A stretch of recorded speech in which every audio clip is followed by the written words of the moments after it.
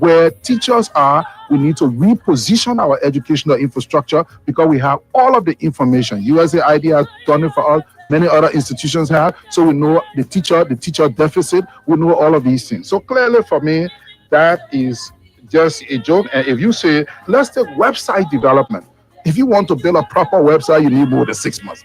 Let's just take the simplest sort. If you need to do coding, you need a lot more than that. So, and then how are you going to train these people? If they stay to their houses with the inconsistency of electricity, the fact that they can't afford data, how are you going to train them? So it's not clearly realizable. So we need STEM education. So when you put me at the helm of Liberia, then people start saying, look at the story of Liberia, like people talking Rwanda today. But right now, don't lift your hope too high.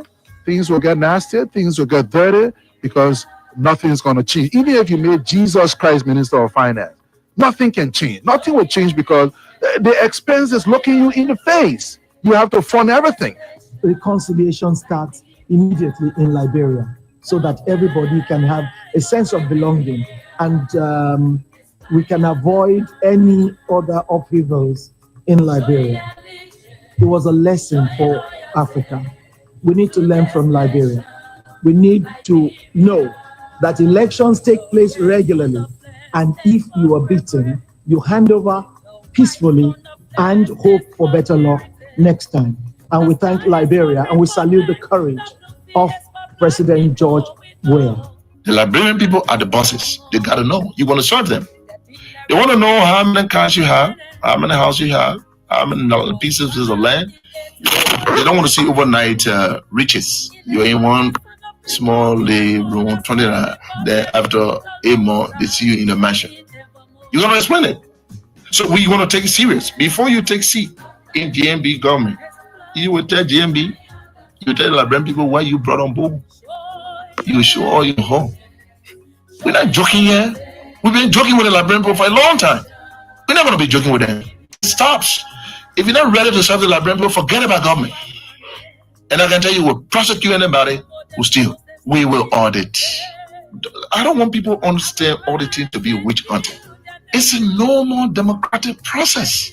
When you lead an organization, a nation for some number of years, part of your overall responsibility is to say, this is the amount of money that I received.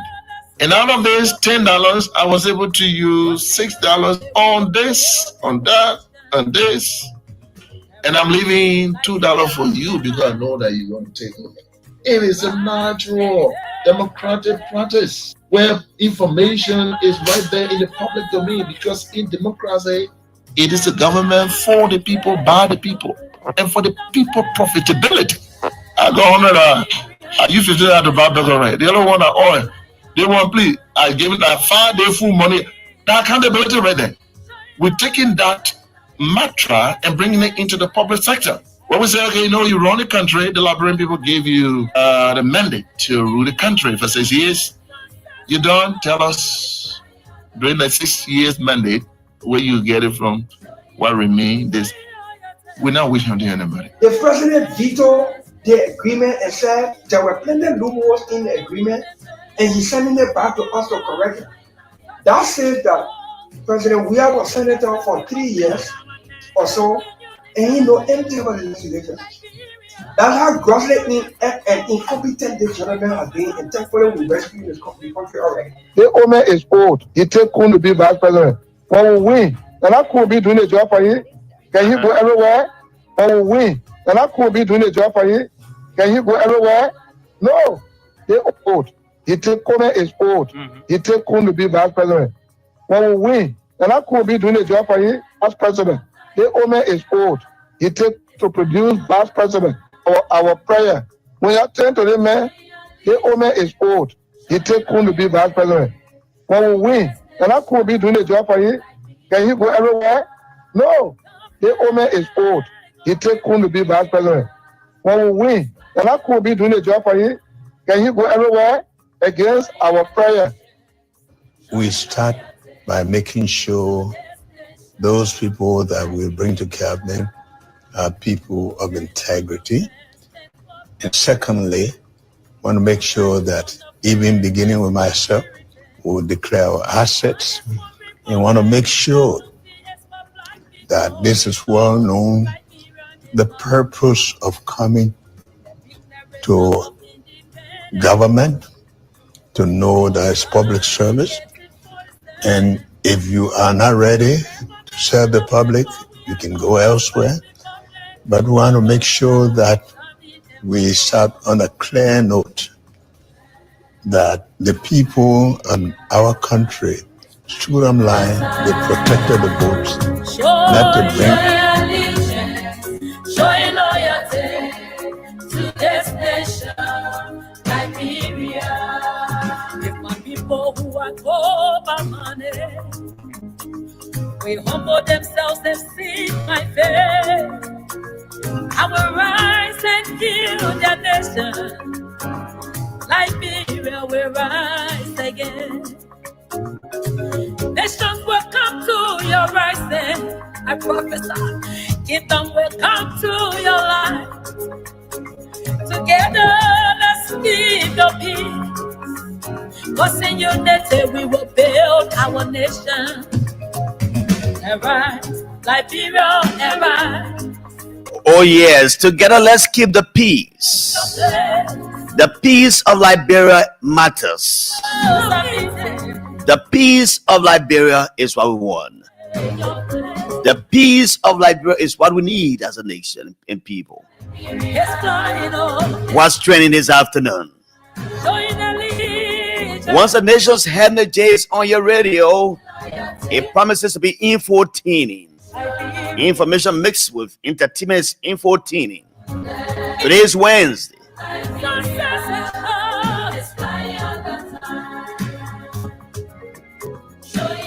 Today is Wednesday, December 4, 2024.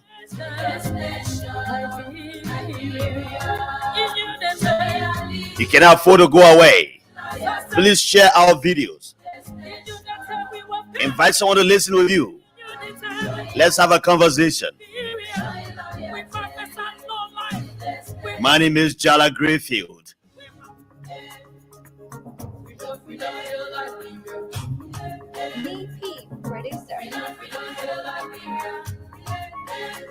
The Supreme Court of Liberia drags its feet in ruling in the Hustle saga.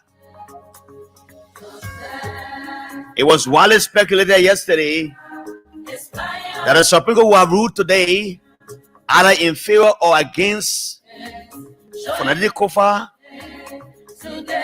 but there's no information yet as to when the court rules. So the Hustle crisis drags on. And some lawmakers on both sides are very optimistic that it will be in their favor. If you spoke with some lawmakers from the Fonadidi Kofa camp, they tell you, say yes, the case will be in our favor. If you spoke with some people from the Kofa, not Kofa, but Koga's camp, they said the court will rule in their favor. Let's wait and see what happens after. Stay on Capitol Hill. What is happening there on Capitol Hill? We're getting information that the chief clerk's office was broken into and some copies of the budget were taken away. There are training allegations that it is the office of Fonadidi Kofa that did that, which are deaf into that and call the relevant people. If possible, we'll speak to some journalists who are covering the legislature. They are the truth tellers there. Hopefully, Nyanti Tupa will speak to me, or Winston Bladen, or Shama P. Doba. One of them will speak to me and tell me exactly what is happening on Capitol Hill. Was the office of the chief clerk broken into as alleged, or being reported by many media outlets? What is the story about the Ethiopian airline? The other day, the guys led the president to the RIA to go welcome the airline to Liberia after a ceased operation some years ago.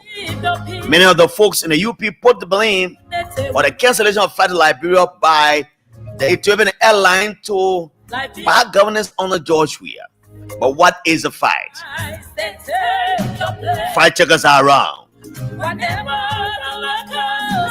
The fact checkers have wasted dirty water in the faces of those making those allegations that the Ethiopian airline left Liberia because of mismanagement and poor governance by the former president.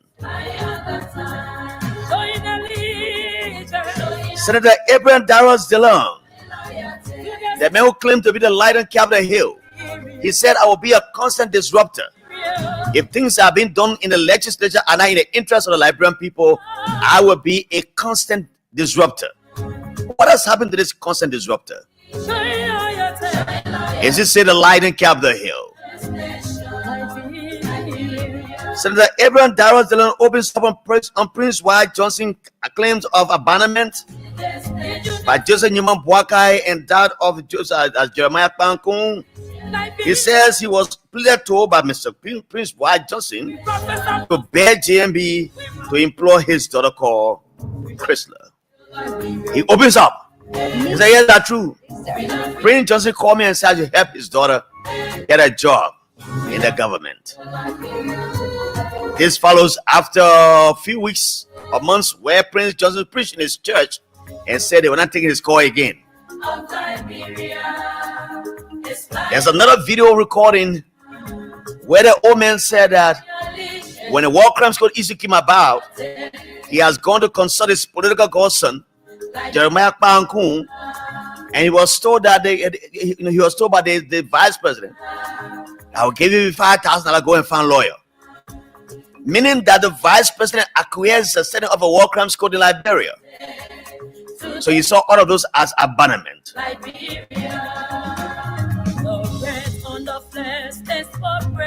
While we are having a discussion, do not forget to play the cash giveaway.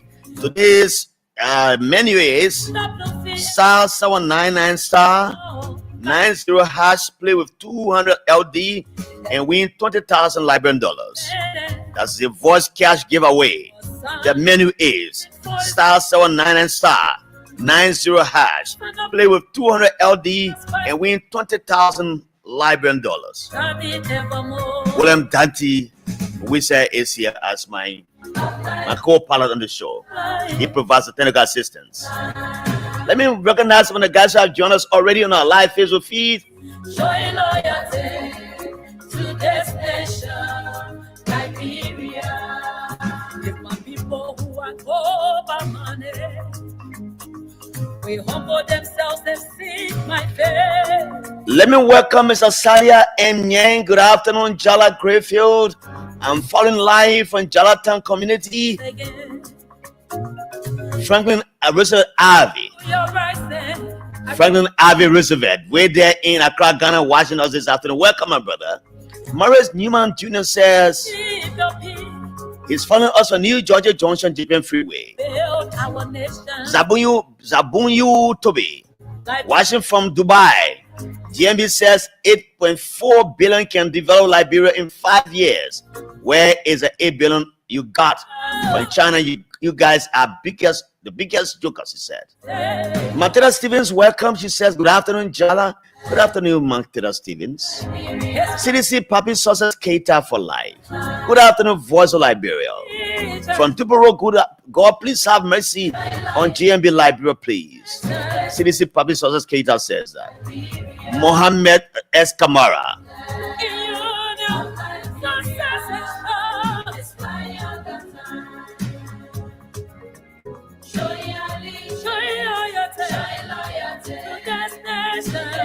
Mohammed S. Kamara says, good evening to you, big brother Jala. I join you from the United Arab Emirates, Abu Dhabi, Rasa City. So Boakai and his group of educated people. Why JJ Rawat? Go back there. I didn't end it.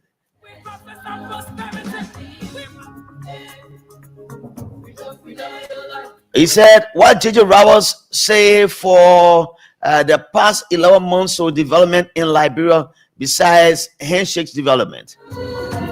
Eric Gray, good afternoon, Mr. Grayfield. I'm following you from Cowell, a Claratown resident. My Claratown resident, he said. Kevin Zama, following from Tingas Village this afternoon. Why Imana J. Molba has joined me from the Pueblo Road. The Good Guys Incorporated.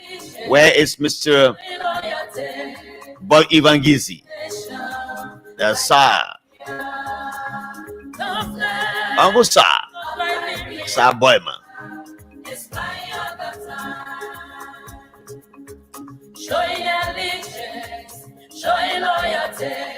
Solo Watkosia, filing for New Georgia Estate. Ruben S.W. Togba. Good afternoon, Big Brother Jala, Voice of Liberia. I'm following you from Logan Town, Vicky Sport. Wabwaka Okamara comes in and say, good afternoon, Big Brother. Brabi Ba. He said, good afternoon, Mr. Grayfield, watching live from Bushel Island, Monrovia. Please inform the Ministry of Public Works that due to the diversion of traffic through city that DC, the road is getting damaged by heavy vehicles and container trucks are passing serious risks or posing serious risks to community dwellers. Rabi Ba says that. Stephen Fowler Jr., I'm watching you. Watching with you, my man Jala Grayfield. Aliu Tikitaka Sese. Good afternoon, Jala, watching from district number 8. Mangeo Bagley. Good afternoon, Voice of Liberia. I'm watching you from Buse Quarter, Vanjaman City, Lofa County right now. Thanks, Mangeo Bagley. Rufus Coco Nervins. Good afternoon, Chief. I'm watching from town. Zebunyu Tobe, watching from Dubai. It is time to rescue the people. Stop complaining about handshake. It cannot change the living condition of the poor. Cyrus Nyonye David. That's Cyrus Nyonye Day. Watching by himself, he says.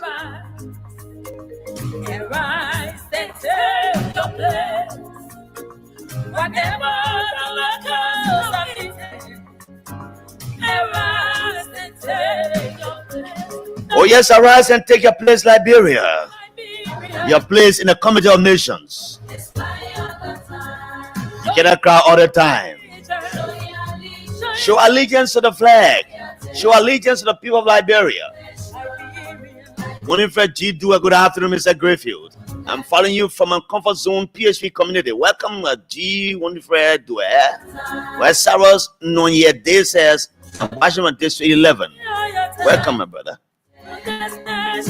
Keep your messages coming in. I'll read them for you. But please make sure if each of you share the video, we'll have a large audience. Others will join us. We'll have a good conversation. As a welcome, C.D. Rogers, watching from Barcelona, he said, is that Spain? Yes. John David Nakula Yakpawulo. Good afternoon, Big Brother Jala. I'm watching from my German agreement corner in Banga City, Bon County. Speaker Kofa remains supreme. Fode M. Nyang. Good afternoon, Big Brother Jala, Emmanuel Grayfield. My name is Fode Mohamed Kwakwai Political Nyang, watching from a research center in Claratown at the moment for intellectual exchange MIE. Wa Masanre Gasimu Ibrahim Abdullahi. Good afternoon, Voice of Liberia. I'm following you from my JJY community. We will get anything. Will we get anything good from JMB in the 6 years? He asked. Fatu Sharif, welcome. Good afternoon to you, Fatu Sharif. So, do not forget to play as we are here. Today, many people win $20,000 if you just play the voice giveaway. Star 799 star 90 hash, play with 200 LD and win $20,000. Wow. Maxwell Nyempa, watching from somewhere, I don't know. He didn't indicate the place. But again, let me come back to this. You know, I was like doing some research before I listened to Afrikaners. Nathan, welcome from Jacksonville, Florida. Peace to the motherland. Is Afrikaners. Nathan, welcome. While Ansu Coleman is joining us from somewhere. So, I was like doing some research. You know, we have this internet system now. And let me applaud the guys from the guys who do the fast check. And while I was doing my research to know when Ethiopia Airlines started flying to Liberia and when it ended, then I'm listening to the radio this morning. One of the radios came and said, let's check the fast check. And immediately they came with this story about the airline. You know, a few days ago, the Liberian people, as well as those from the Unity Party, were celebrating about the arrival of the plane called Ethiopian Airline. They averred that George Weah, as president of the country, promised that he's going to bring plane to the country. but he brought a cake plane. Man said saw the cake plane, but they said the plane was eaten. So the government of Liberia has managed to talk with Ethiopian Airlines and start flying to Liberia. The first day he came, I listened to the one of the warm-off propagandists of the government, Eugene Fagon. The plane came with 262 people. Yes, so there is a reason to celebrate such news, right? But there's no reason to even celebrate again.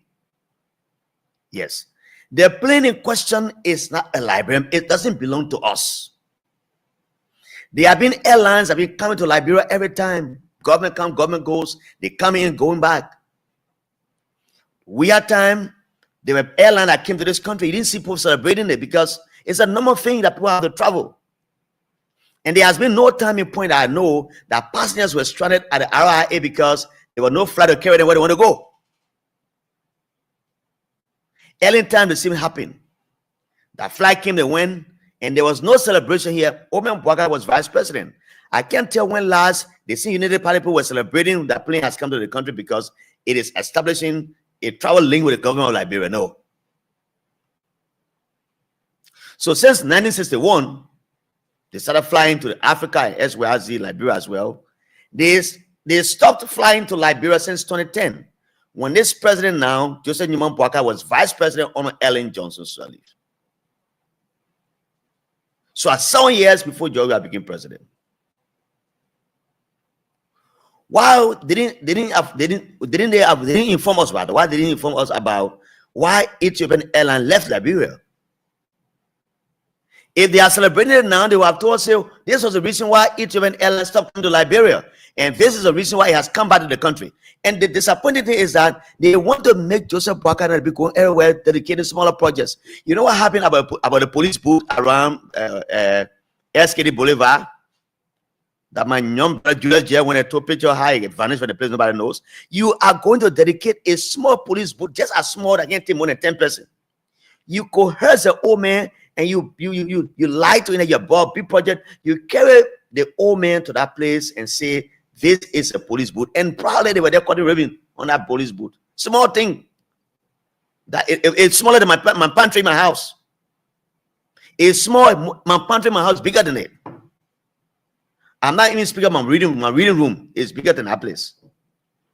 You shamelessly carry the president there, Mr. Gregory Como, shamelessly on your part as police director. You lied and you say you have a group. I guess the president said when he saw that place, he was very disappointed in you as a police director. Yet I passed it again. The police people sitting there on the sun. They get one smaller one again. I don't know how that one got there. I don't even know. They seem with the light and carry this thing and say, oh, the president will be dedicating a budget, a police booth to Boulevard. They want to make all the publicity about it. Just to go there and see a police booth that can take 10 police officers in there. Oh, we can see the camera on it. If anyone violates the traffic law, we can catch a person. All the ones were lies. Now, after you have established this relationship with the Ethiopian government, and the plane is traveling to Liberia now, you could have just called somebody. The minister of state could have gone there, sir. Or the minister of transport, Salitala, my big brother. Salitala will have gone there to represent the government of Liberia, then taking the president of his business schedules. In other countries, it don't happen. You can be a big investor come from anywhere in the world. Unless it's very necessary at some point that the Nigerian president will leave his comfort while he's there working with the Nigerian people to go and meet one airline coming to Nigeria. No.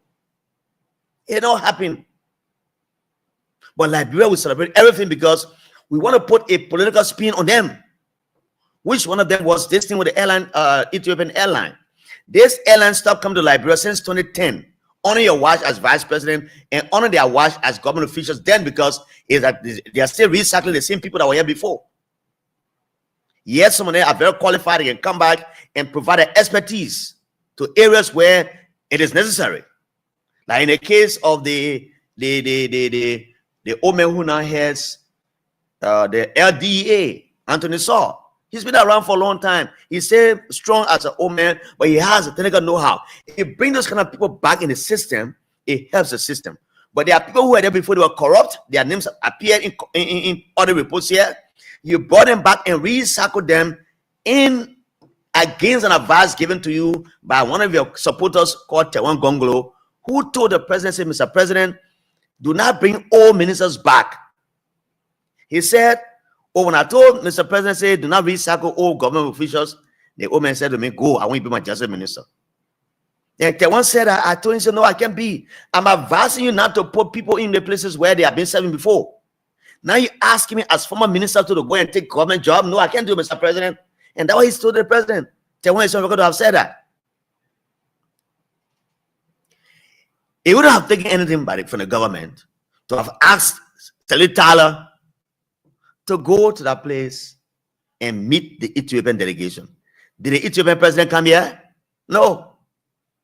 Did the foreign minister of Ethiopia come with that plane? No. So they were lying. I listened to one young man, Mervyn Cephas, who is the youth chair of the United Party, even though he has not resigned, as the government says he resigned one of your position. He went on Facebook boasting and said, Ethiopian Airlines stopped coming to Liberia over so many decades. I can't remember that he posted. And the fact checkers fact-check it and say that this man lied. They want to run with everything here. I saw a post from Corina Kra, right? A deputy minister, the minister of state. After the minister of transport is putting together, the brother now at the LPRC Amos Square has put his head together with his team to ensure that gasoline price is reduced. They didn't know how that gasoline price got reduced. Corina Kra and Patrick Horner, they are running with this thing on Facebook that gas price has dropped. So from Red Light to Morovia, it's $100 Liberian dollars. You know what I did? A day after that pronouncement from there, and some media outlets were carrying it up without authenticating it from the Ministry of Transport PR. It brought serious embarrassment for some people. Do you know that at the ERW Junction, a driver came down and beat a girl and took a slipper from her feet and carried it? Because they made it appear that it was $100. And she put it on her Facebook page very elaborately that from Red Line to Morovia at $100. How reasonable can that be? So if a driver gets his vehicle, he brings 4 passengers from Red Line here to town, he make it 400. Gasoline price at 600. So let's be reasonable. When he said 150, at least can be 150, 175. Because one day I wrote a test from ERW Junction to come here at Voice of Liberia has paid $250. Before this new price reduction in gasoline. So you are basically leave the information with the information people. The reason why they employ Jeremy PR, the reason why they employ Daniel Sando and the rest of the guys at the information ministry is to inform the Liberian people on what is happening in the government. It is not your work to be talking every other time. They're seeing it happening in the CDC. And the CDC has to come with a policy that nobody speaks on government agenda, anything about government, don't speak about it until the Minister of Information speaks. Until similar thing is done in the Unity Party, there will all be confusion about what the truth is. The government comes and lied about yellow machines. It comes lied about Aero buses coming from Ghana. It comes and lied about scholarship. Now you guys are there making this thing to appear every day that the government should look ugly. You're not doing well for the government. You're not a government spokesman. Leave the spokesman team with the people who can speak. You are causing more problem for the government in terms of information dissemination. Information dissemination remains the priority of the Ministry of Information, not you. If you wanted to have been Minister of Information, you are told Boaka to appoint you to information. So you're wrong letting you lie to the people. So let me go to the Capitol Hill. As a matter of fact, at 4 to 5 o'clock, Mr. Jackie Smith, a Liberian, formerly I can say a politician, a businessman, will come and sit with me to talk about governance issues. Then between 3 to 4, between that time, I would speak to Colonel Jimmy Smith, a former police officer, a defeated representative candidate in district number 3. Number 2, he was defeated by Sekou Kanai. We'll talk security matters. A lot of security, we'll talk about it today. Then tomorrow, Sandro Dazzle Johnson, former spokesman of the Taylor's family, Charles Taylor's family, will be here. Former senator of Birmingham County will be here tomorrow at the same time, 4 to 5. And we'll talk lots of governance issues as well. So let me move to the legislature as I welcome Solomon Fofana. That's Suleiman Fofana is here. Welcome, Suleiman. Let me go back up. All right. I think someone. Okay. Comfort Cooper says, I'm watching from Staten Island, New York. It's Comfort Cooper. Rebecca Chide. Good afternoon, Brother Jala. Thanks for the afternoon conversation. I'm following you live from LBS community. Welcome, Rebecca Chide. Dante, we are watching from the headquarters of the Capital Bypass. Jabez King Innocent, I'm following from Johnsonville Sash Store. Ansu Coleman, I'm following from the Economic Freedom Fighters of Liberia office. Wasuluman Fofana, watching me from East London, United Kingdom is Solomon Fofana. Fode Mnyang, watching me, he said, this one is over. People like Jala who goes to a war with bare hands. Shigakofa is prepared for any further impasse. This one is over. The law is a law, no business as usual. Henri Manake Bolagun, good afternoon, Jala. I'm watching from my Bannersville resident in Monrovia. While William T. Folongba, watching from Johnsonville. Welcome. Benedictus, destined for ever greatness, Kekula. Hi, Chief Jala, please. There is a serious fire outbreak around the Johnsonville turning point. Wow. SOS for the fire service. Benedictus, destined for greatness, Kekula is saying there's a fire outbreak in the Johnsonville area around the police station area. If you have the time, please move in. Hazard 10, hello, VOV family. Andrew S. Fire, watching me from the Masses Rescue Mission Information Hub. Andrew S. Fire said, Mr. Griffey, please text your Lone Star number. Andrew Sando, I'm watching from Minnesota, the USA. It's Andrew Sando. Mohammed K. Kamara, watching from Belfox. Let me see it goes. Okay. Oh, this is crossing over it. Okay. No, it's okay. I'll get it down. Okay. Mohammed Kamara watching from Belfastshire, the UK. Classical Duke watching from Germany, Europe. It's Classical Duke. Welcome. Ralph Toby, Jala, how are you doing? I'm watching from Wiala Magibi. Thanks so much, big brother Ralph. I hope you are good, okay? You are okay there, Ralph. Ralph Toby, the brother of Smith Toby. A very good big brother. Hope we meet some days, Ralph. So let me go to what's happening on Capitol Hill. So this morning,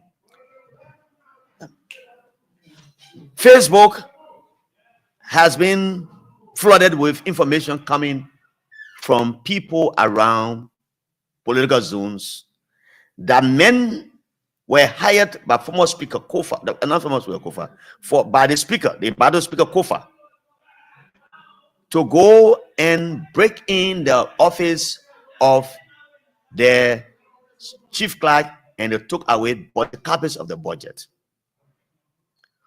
But Menepaka Dumoy, who is in the office of the Speaker, a chief of staff, has come to say this is not true.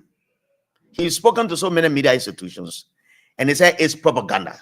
And when I heard this morning and yesterday on the news, I said it was propaganda. But to hear from the horse's mouth, I thought to call Menipaka to hear from him.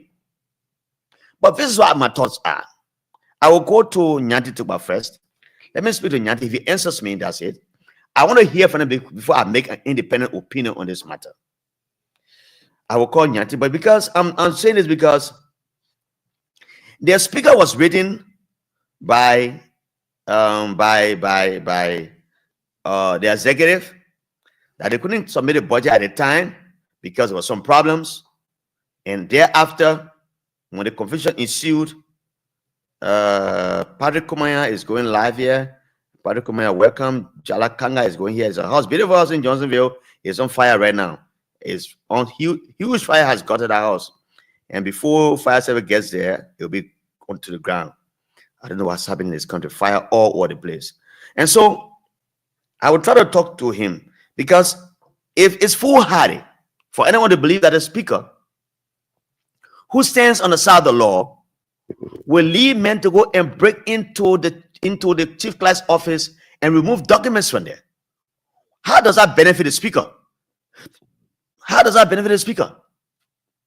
You took the budget, submitted the budget to the majority block, and the majority block cannot converge to do business because they don't have the numbers. The speaker has taken this matter to court. The court drags its feet on this matter. In your mind, you think Fonati will take men and go in a cabinet building and break into the office and take materials from there and distribute it to lawmakers? What is his interest? I'm the speaker. If the majority say, if the executive say it will not do business with me, it means that it's doing business with other people. Even if the budget comes to me, I don't have the power now to bring all the 23 lawmakers on my side to assemble to have this work done. So why should I carry talks of breaking the office of the chief clerk? Even if the place was broken, one may also surmise that it is a political engagement of some people to make the speaker look ugly. It was, I would say, it's a stage managed event, because you have security at the house. Even if it is in the night, they patrol around there. In the day, people are there. How possible that this fanatic Kofa men would take men to go into that place and break the office of the chief clerk and remove important documents, including the budget? The man said, the speaker, he's embattled. Unless the court comes with a case against and say, hey, you are no longer speaker because of X, Y, Z reason, he said, if the guys get it for the 9 numbers, Fonati Kofa will resign or recuse myself. So what is all of this? What all of this propaganda? The budget is with the majority members. I spoke to some lawmakers, including Marvin Cole, this morning. Marvin Cole said, yes, they brought a budget to my office. I signed for it. There's a sign sheet there. When you get a copy of the budget, you sign for it. If your chief of staff sign for it, they bring it to you. The place is there where they sign for it. He said, majority of us from the side of the speaker got the copy of the budget. Then why were you interested the speaker to go and break into the chief clerk's office allegedly to take budget from there to do what with the budget? So he and his 32 men will go and debate on the budget? Is that possible? But I will do an independent call.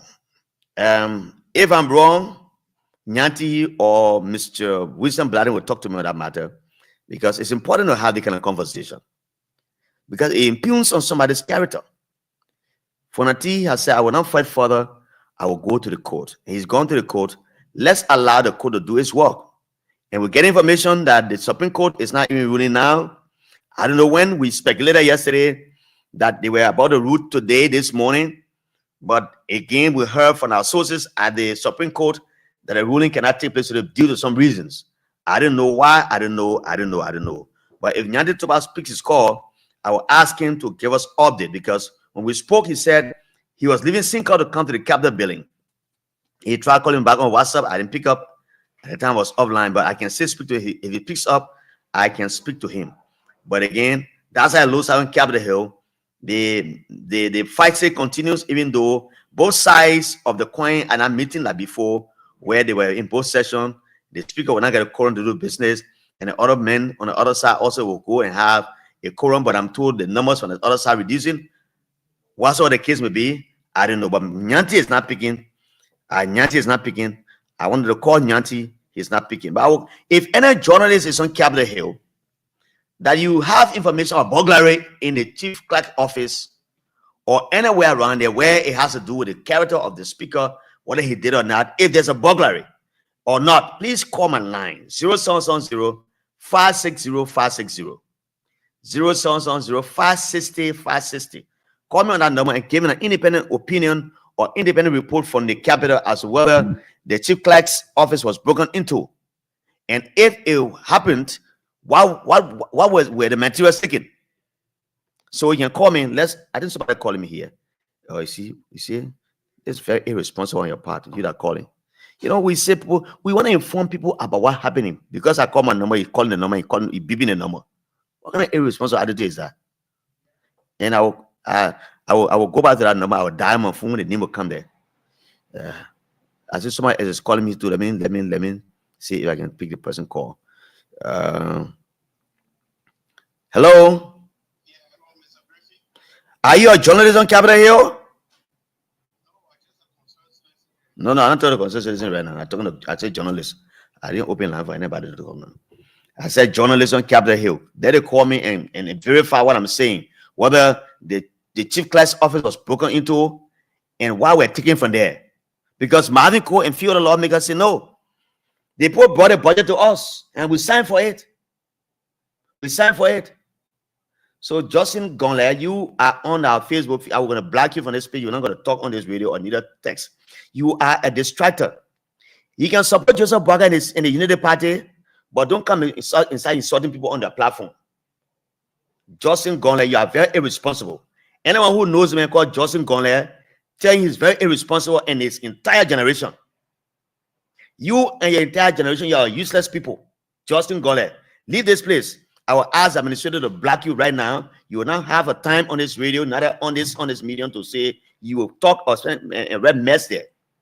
There are serious-minded people who follow us. You come and talk nonsense with your mouth. What is that? Anyway, these are the irresponsible people who are around here. They say they're supporting party issue. There are people in your party who are very responsible. They look at objectivity. They report on them every day. They talk about it. But you come on the platform and insult people. What is that? You can have your differences, but you don't insult people. Let me hear God Justin go like, that small boy that be man, that stupid be man there. Thank you. Let's go to the next one. The guys are not picking my call. Let's go to what Abraham Darius Dillon said yesterday. He has been on Facebook all over the place. People for, people against and for. That what Dillon said yesterday in the Senate chambers where they are going to prepare or do their traditional rites after Prince Johnson demise. Dillon says something that supported what Prince Johnson has earlier said. Yeah. So what Prince Johnson said in past is that he was abandoned by Joseph Newman Boakai and his own political godson, Jeremiah Coon. He didn't say that once, twice, but he said it time what numbers. That after the election, they are not picking his cause. He said before the election, while we're in campaign, they will come and clang, clang, clang, PYJ, clang, clang, clang, PYJ, clang, clang, clang, PYJ. They were calling every day, including the president. But after the election ended and the Joseph Boakai and team came on board as president and vice president, they have refused to allow him to see them. He spoke to other media outlets. There are recordings. One of the recordings that he talked about is just what Mr. Dillon talked about yesterday. And I believe that if Dillon had something else to hide, he wouldn't have brought that further. Others will see Dillon in his matter as liar, but others will see him as a truth teller. He was said, because I'm proximity to the president, I will keep this information between me and Prince Johnson that I will not say it to anybody. Even though Dillon lied before on the issue about his plane ticket, where he said he rode economic class, right? But he rode business class.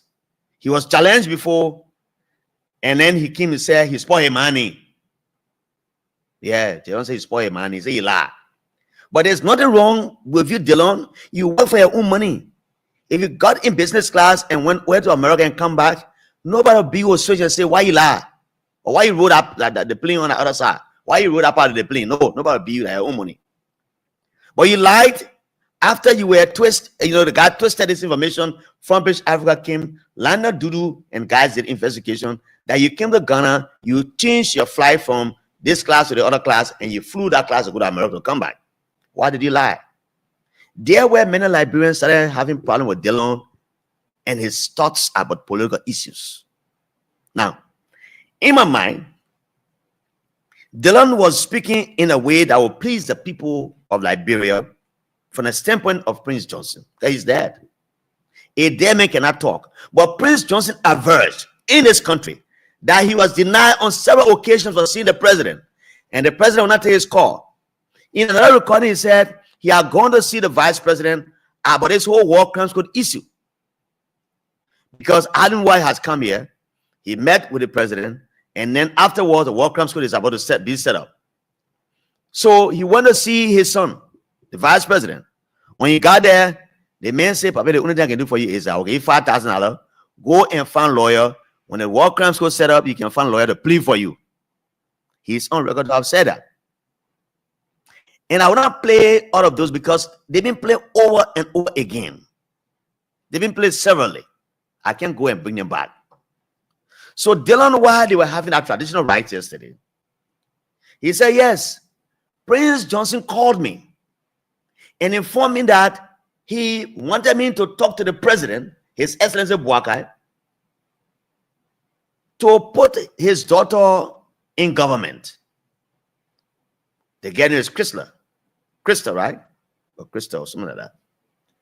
To put Krista in government. They were government job. And he promised the old man that when he goes to Buchanan for the burial of the superintendent, he did not engage the president. Until that morning, he received the death news of Prince Johnson. So Dillon did not buy the government on this one. Many people will come and say, yeah, Dillon have government man, so we didn't expect to say what he said. It's just like in the case of Marvin Nyemplu. For me, the only problem I had with Marvin Nyemplu was that he left government before he said what he said. If Nyemplu had resigned his position 2-3 days before and said, I'm resigning this position because the government doesn't want the government lie and I'm going to expose the government, I would have been here clapping for Marvin Nyemplu. But he did the most dishonest thing to have been in government and criticizing the government for some things that he shouldn't have even put out of his mouth. I'm not saying what he says is lie. No, I'm not saying that. The issue of the scholarship you talk about is a 419 thing. Nobody telling anything about it right now. Nobody is talking about it right now. It appears to be a 419 game. I'm also getting a report that the money they took from the young people who apply for the scholarship, the $261, they are not refunding those monies. They have not. So, if Marvin Nyemplu had resigned his position earlier and come and say Liberian people, the government of Liberia lie on the scholarship thing, and these are the facts, I will hold him on this video. But the fact that he was in government, and when the way he went, I did not support him. But on the issue of what Dillon said, I think it was not a bad thing for Dillon to have recounted what Prince Johnson said to him. Many people would like to lie, who had literally heard what Dillon said, they would not say it. But Dillon said, what Dillon was saying was that, in short, in my mind, Dillon was just buttressing what Prince Johnson said.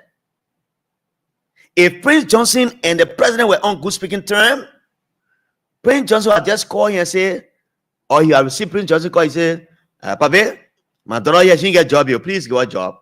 And Prince Johnson is a kingsmaker.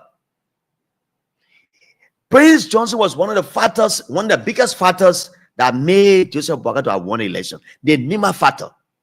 You couldn't have taken that from Prince Johnson at all. You wouldn't have taken that away from him. Because man, it was a kingsmaker in Nima. 2005, he supported Ellen in the second round election. Ellen won. He and Joseph Cotto, then they won. They helped Ellen. Cotto became Minister of Education. Prince Johnson won as senator. 2011, he helped Ellen again. 2017, he came to Wiasa, he helped we are one Nima. So it tells you that Prince Johnson was a big man in Nima. He makes a decision that will make people to follow him. So the way he was treated before he died, according to what he's been saying, and what Delon said to buttress him, I don't know how the Nima people think about the government. I don't know how they would think about this government. That this man who helped you to have won this election, is that how you pay him back politically? What does that speak to the oneness of Nima? The Nima oneness, the Nima Kwado. What does it speak to Nima Kwado? Does it speak good about the togetherness that the Nima County people brought into governance?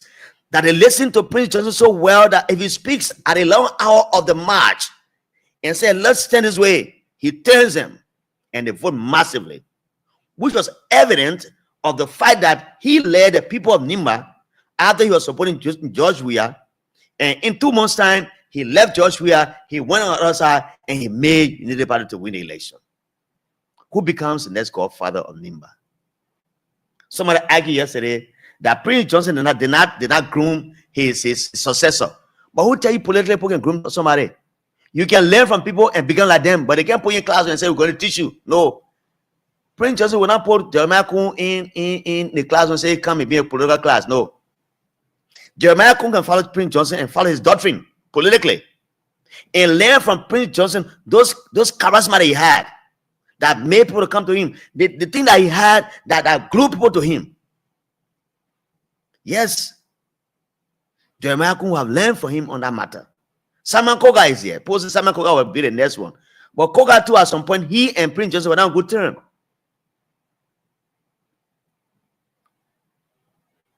So there's a habit in Nima. So we try to put this in on the microphone to just remember some of the things that happen. And then we leave the rest of you, the Liberian people, to talk about it. Because it is serious time in serious country, like Liberia. We need to be serious for once. We need to be serious for once. It is very important. So Prince Johnson said that he was abandoned. That was the one who I believe he kept that to his chest. He can't say, no, I not had this one. That's true. Prince Johnson complained to me that his biological daughter, his daughter called Chrysler, informed me even after the papi died, that the papi had died, he left me with you, Mr. Senator. That left me with you means that the thing the old man told me for his death, it says things, oh, please give me a job. That what in tune to me. Even though the papi not down, the papi not down, but the papi the thing he told you that time, he might tell Joseph Walker to give me a job. I say yeah, oh Dylan. I say yeah. That was supposed to me. Even though she was mourning the death of her father, she was still reminding Dylan to remind the president that even though it didn't happen before my father died, he can say happy, oh Dylan, please say oh man. So Dylan did not lie. I see many people on Facebook, on the radio show, they are vilifying Dylan, and SYZ, what he said, and for the Unity Party, they're discussing Dylan in a negative way, some saying positive things about him. But I think Dylan did not lie. Dylan was just buttressing what the late senator had said before he died. I can't get someone from the Capitol here to speak to, but I will try again to speak to Mr. Bladden. I can now activate the phone line with the time as 3 o'clock sharp for at least 20 minutes. Then I will call this old man called Jimmy Smith to call in, because I will host him via telephone to talk about national security matters.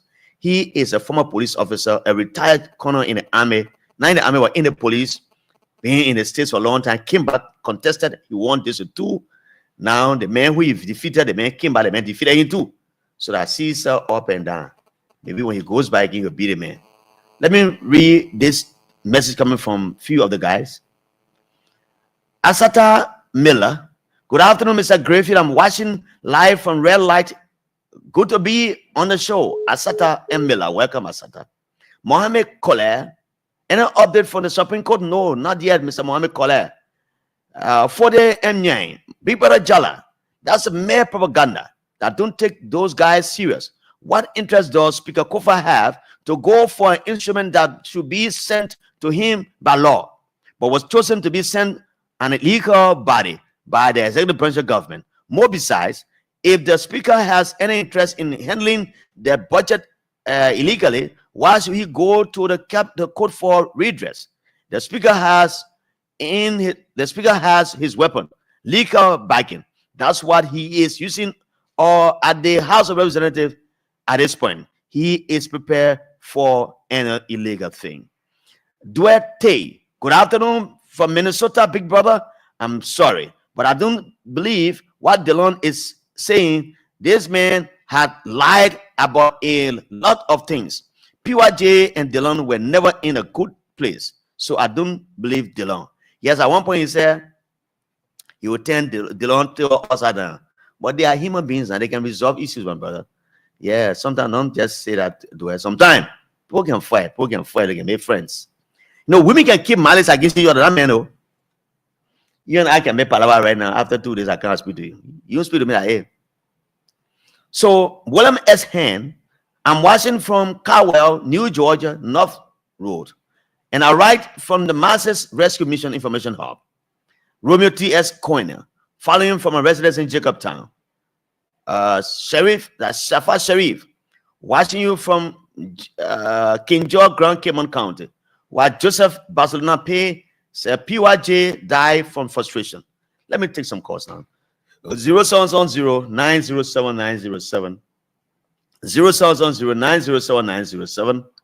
That is the number to call me right now. Let's have a conversation for at least 45 minutes, 30 minutes latest. Hello, welcome. You're the first caller. Yeah. Good afternoon. Yeah, I'm coming from Carter, and I respond from the Massive Rescue Information afternoon. Okay, Mr. Hand. Yeah, I listened to you keenly concerning the position of father for this country. The godfather for nothing is clear right now. If someone Senator Johnson is made to read the next godfather for the market is no one but the VP Jeremiah Kuhn. It's clear because all of those things that the late senator did in favor of Jeremiah Kuhn, that proved to the people of Nima that Jeremiah Kuhn was a boy. Now he's a man.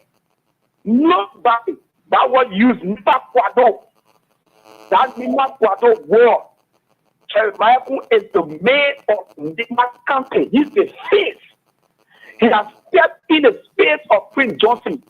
You can take it or you can leave it. Nobody is the godfather now for Nima country, the president.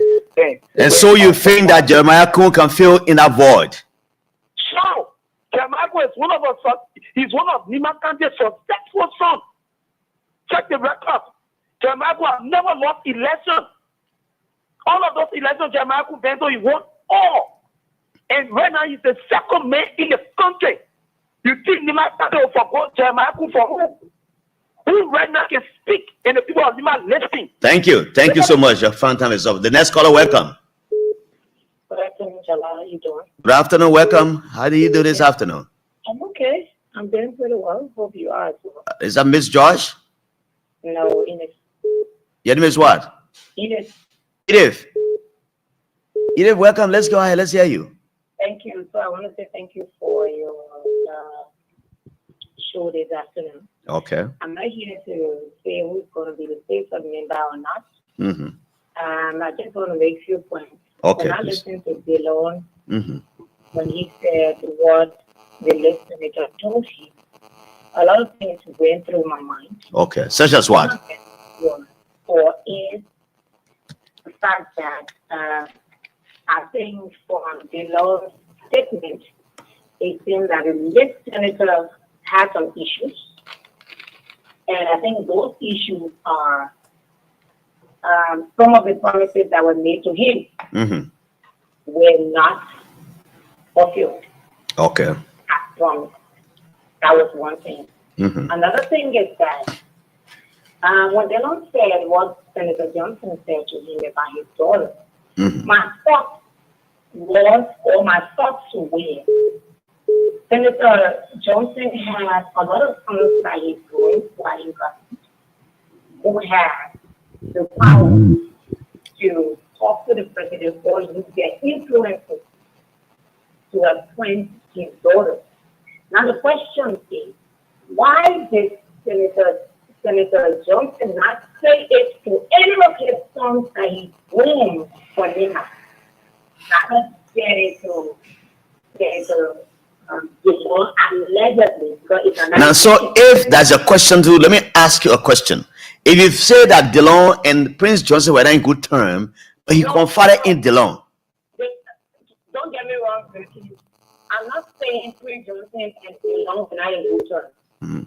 My thing is, I'm analyzing the issues that I think went wrong with the sacrifices Senator Johnson made for his guy. Okay. I'm not saying Senator DeLong and the previous senator were not in good terms. No, that's not what I said. I want to analyze him for why the late senator did not speak to any of his sons around him. The Nimba. For that he spoke allegedly. Because everybody cannot make statements. He spoke allegedly with Senator DeLong. Because he felt that DeLong proximity to the president was just good, and then him now. Okay, maybe it could be. But so my analysis, I think the late senator had some issues with not just the government, but his quote-unquote sons that he groomed for Nimba. I don't know that you are confided in them rather than they are. Yes, again, if the quote-unquote son you're talking about, if you refer to the vice president, if this vice president was also talking to him, I don't think he would have even told Senator DeLong. I think we're saying the same thing. Absolutely, we're saying the same thing. We're saying the same thing. We just saying it on a different platform as well. Yes. So I have sat back and watched people criticize them. You know the problem with Nigerians?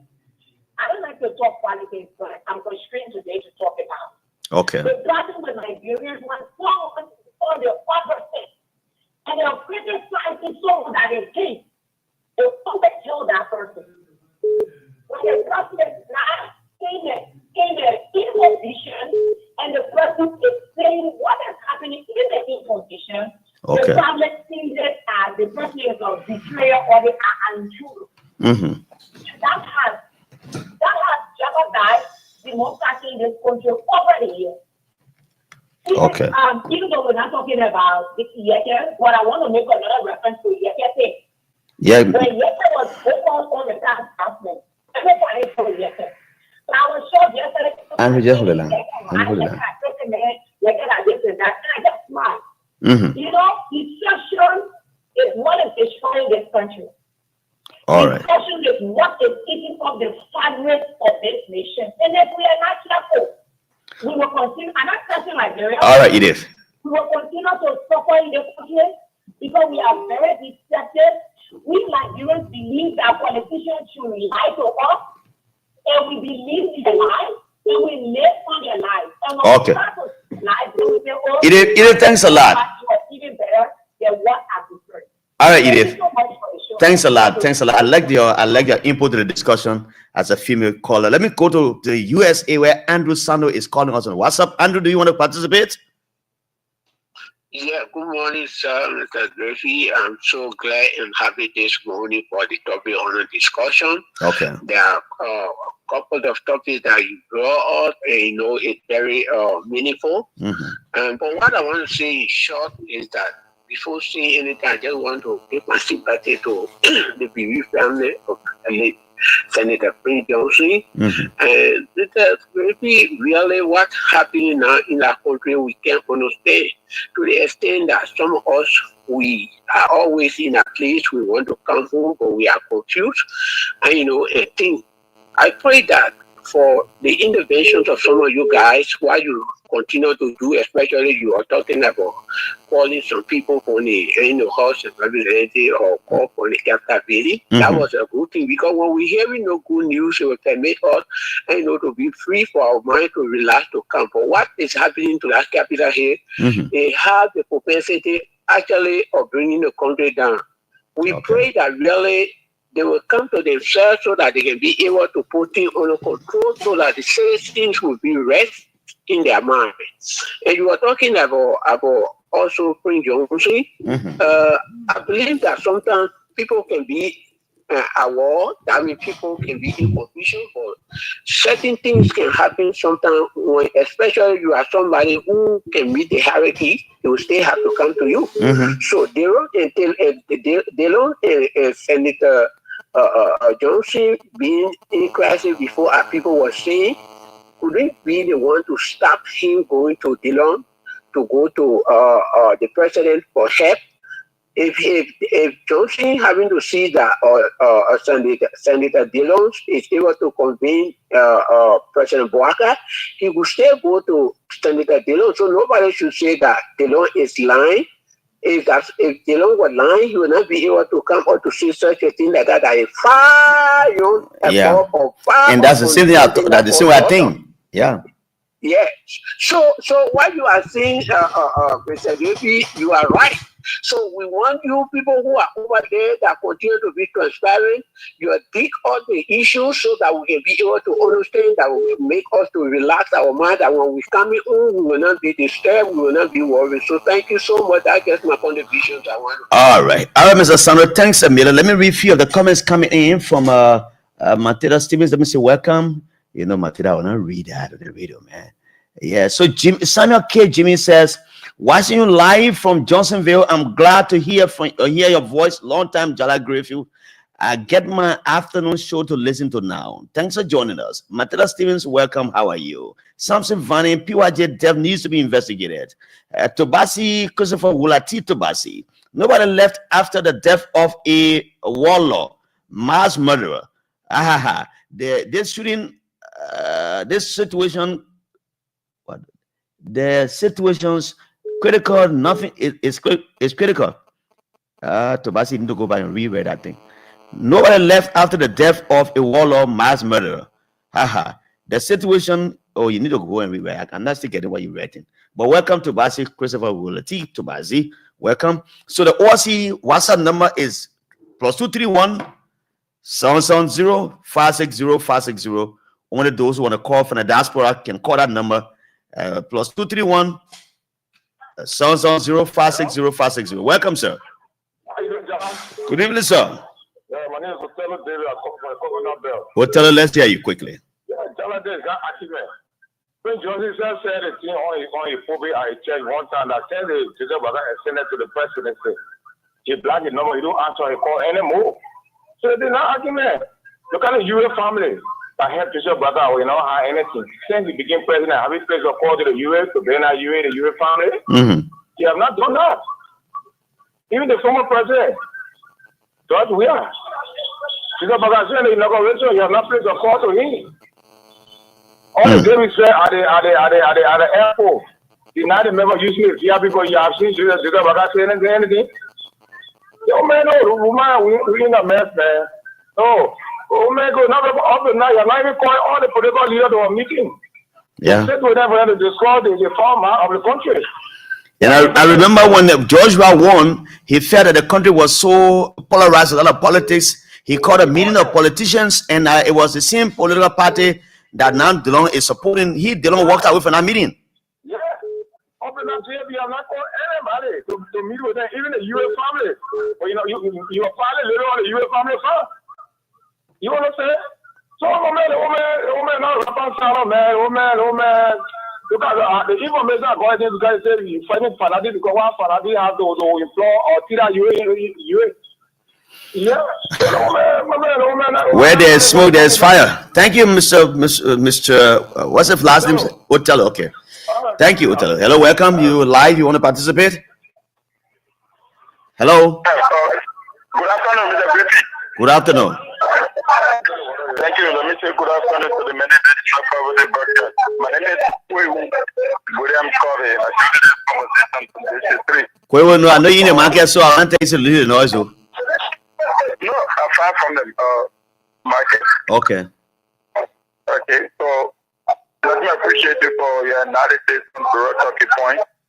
First, I will start with the Prince Johnson and the Rock Saga. Okay. I think they not tell the Liberian people the truth. And I like a question they asked as to how the Nigerians will see this government to be in the how the government pay back Prince Johnson. No, the Nigerians will see the government based upon what Prince Johnson himself told the Nigerians and the Liberian people on February 9, 2024, when he was appreciating in his Facebook post, appreciating the president of the country, Joseph Yumabwata, for what he has done for the Nigerians, including Prince Johnson, biological daughter, Jeba Johnson. How do you call her? Deba Johnson? Deba Johnson. And where is she? Where is she employed? She's from Lima and she's worked as one of the assistant ministers to labor, right? So she was one of the first appointees of the government in February 9. So if Prince Johnson said those things and appreciated the president for that, is no time that he can change because things did not go well? No, he can change. Yeah, so look at the time you're talking about. Look at the period of time you're talking about. February this year, right? And if things change after February, now we're in December. So you don't think that relationship will go bad? No, I do agree. It may go bad because of more demand being put in place, and sometimes everybody knew that Prince Johnson, the late Prince Johnson, was a controversial figure, right? And his demand was very high. Why isn't he in CDC for a back? CDC did something for him. So it means that the government of Joseph Newman Bwaka could not adhere to his demand. But why would Bwaka just mean over a single individual demand like that? Oh, okay. When he was giving all his support for Nima and making the entire Nima to turn against CDC for your business, so it was not important. And his support, all the support he gave to Nima and to give to the government from Nima, that was the reason why this government appointed more Nigerians in this country. Since this country was established, and since Nima was established from 1964, this is the first government that is giving more Nigerians the opportunity than any other government. Because if you look at land ministry and agencies and Nigerian have, Nima now has my energy administrator. They have labor administrator. They have the entire security area, NSA, GA. Now in the new LEC director that was appointed is a Nima. So Nima now have more opportunity in this government than any other. All right, Kwewu, thanks a lot. Kwewu, thanks. You made your point. Your point is made, Kwewu. Thanks a lot, Kwewu. We can't take all the time. Let me take the next caller. Welcome. Let's hear you. Caller, welcome. Good afternoon. Good afternoon. Welcome. Where is CDC sources Papi Keita? Welcome as well. Good afternoon to the Liberian people. What is the name, sir? Thank you. My name is Fodi Mohammed Kakwe Political Name. Okay. I'm talking from Flower Town at the Movement for Intellectual Exchange. Okay. You see, big brother, I do not want to dignify people who want to go in defense of Senator Johnson being neglected by the government. The reason is very simple. Senator Johnson, when he was alive, he been doing business with the people of Nimba County. He would go to political party, collect money, and then give his support. So at the end of the day, if you do business with the people, you collect money to give your support. When the person did the people of Nima complain about that? Did the people of Nima complain about that he was doing business with them? But the people don't complain to you that you are doing business with them. They will stay behind a man. This is not something inherent. The man requested 7 million for CDC. One like to enough politics. So everything I hear, but they say it is true. The man asked for 7 million for CDC. This is we don't talk about the CDC. The man did business with anyone here. The two things soil. The man did business with CDC the first time. CDC won. He did business with the party. So let's leave whether the party support him or neglected him, let us leave that. But let me get to my real issue I want to discuss about the house. You gotta say it very fast. I'm not going to give credit to people who come up with political rhetoric, led propaganda to say that over all person, led in office, governor, office, or top, the government, the the office of the second clerk to get an instrument from there. Instrument that has been now given him is right. The Constitution gives the power to the Speaker to receive every document on behalf of our party.